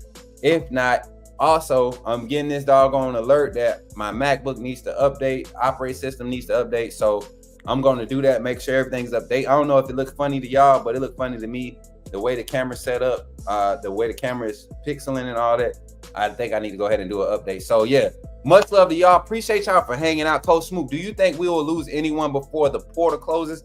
I have 2 names, but I'm not going to put them out there. But just know we've been talking about it. I think 2 names will possibly enter. 1 on the defense, 2 on the defensive side. And they're not losses to me. They're not losses. They're business decisions. And I think when if both of these players decide to move along, they're going to find the perfect spot, perfect scheme for them to thrive. And that's just what college football has become, Uncle Jay. Appreciate the questions. Appreciate the shout outs, man. Appreciate all the fan funders, gifted fan funders. Appreciate the gifted subs. Appreciate the super chats. Appreciate everything. Appreciate the shares, the likes, everything. Make sure y'all run the likes up on this video. And if y'all want to keep up with all of my content outside of Bama football on YouTube, please go follow your boy at Coach Smook on all platforms. Again, that's at Coach Smook on all platforms. Right there at the bottom of the screen, you see it, the lower third. Follow your boy at Coach Smook. We're doing some funny stuff right now on TikTok. We got some funny videos coming up. We got some highlights that we're doing, edits and things that we're doing for current college players, current draft prospects. If you haven't seen my page, I got a highlight of T.I. Mims and a highlight of Jason McClellan's Pro Day. Y'all go check it out. Again, at Coach Smook on YouTube. And then also go check out, follow your boy on Twitter. If you was part of it, if you seen it yesterday, don't worry about it. That ain't nothing for y'all to worry about. We handled it. It's already been handled. Don't trip. People gonna come and go. I ain't here for followers. I'm here for authenticity. And that's all I'm going to preach every time, every day you see me. I'm going to be authentic. You ain't got to worry about me using no burners or none of that. Anything you want to hear from Coach Smook, you can either show up to the live and hear it, or you can check out the Twitter because that's our space. You get what I'm saying? Appreciate y'all for the ones that have written and were concerned. It's not even that serious. Let them make it that serious. It's social media for a reason. It is social media for a reason. Remember that, y'all. Remember that. And my last words to y'all is, hey, authenticity above all. Authenticity above all. If you authentic, you're going to rise above all the mess. You get what I'm saying? And that's what this channel is. It's authentic. We're going to keep growing, keep doing what we're doing. And I appreciate y'all for supporting. Shout out to my sister, Ebony Carter. You know, I tell young Noah I'm going to be checking on him here soon, right? Shout out to everybody. Shout out to all my people in the chat. My boy, Brett. Y'all make sure y'all go check out my brother podcast, man. Brett, you know how to get in touch with me, man. Hit me up. We got business to talk. We'll be long. What? Antoine, what? What? What? Nah, you can't say that and then put pause in the next statement. Nope. You don't get to pass that one up. Exactly, Brian. He said, hold up. Nah, Antoine, nah. Basketball post played my tail, man. Nah, bro, you don't get to pass by that. Like, you didn't say it, bro. You don't get to pass by. You always come and get me late, right? You always come and pick it up when I drop one. So I got you. I caught you. I seen the first message. You didn't put pause in the first comment. So I got you. Listen, it's 1-0 today. Brian, tell him. Hold up. It's 1-0 today. Coach Smook 1, Antoine 0. I'm with it. Let's go. About time I got one. I'm hype about that, Antoine. Cause he always get me, y'all. Y'all be in here laughing. Y'all be seeing him catch me. He always catch me, man. Hey, that's why I love this family, man. The inside jokes and everything, man.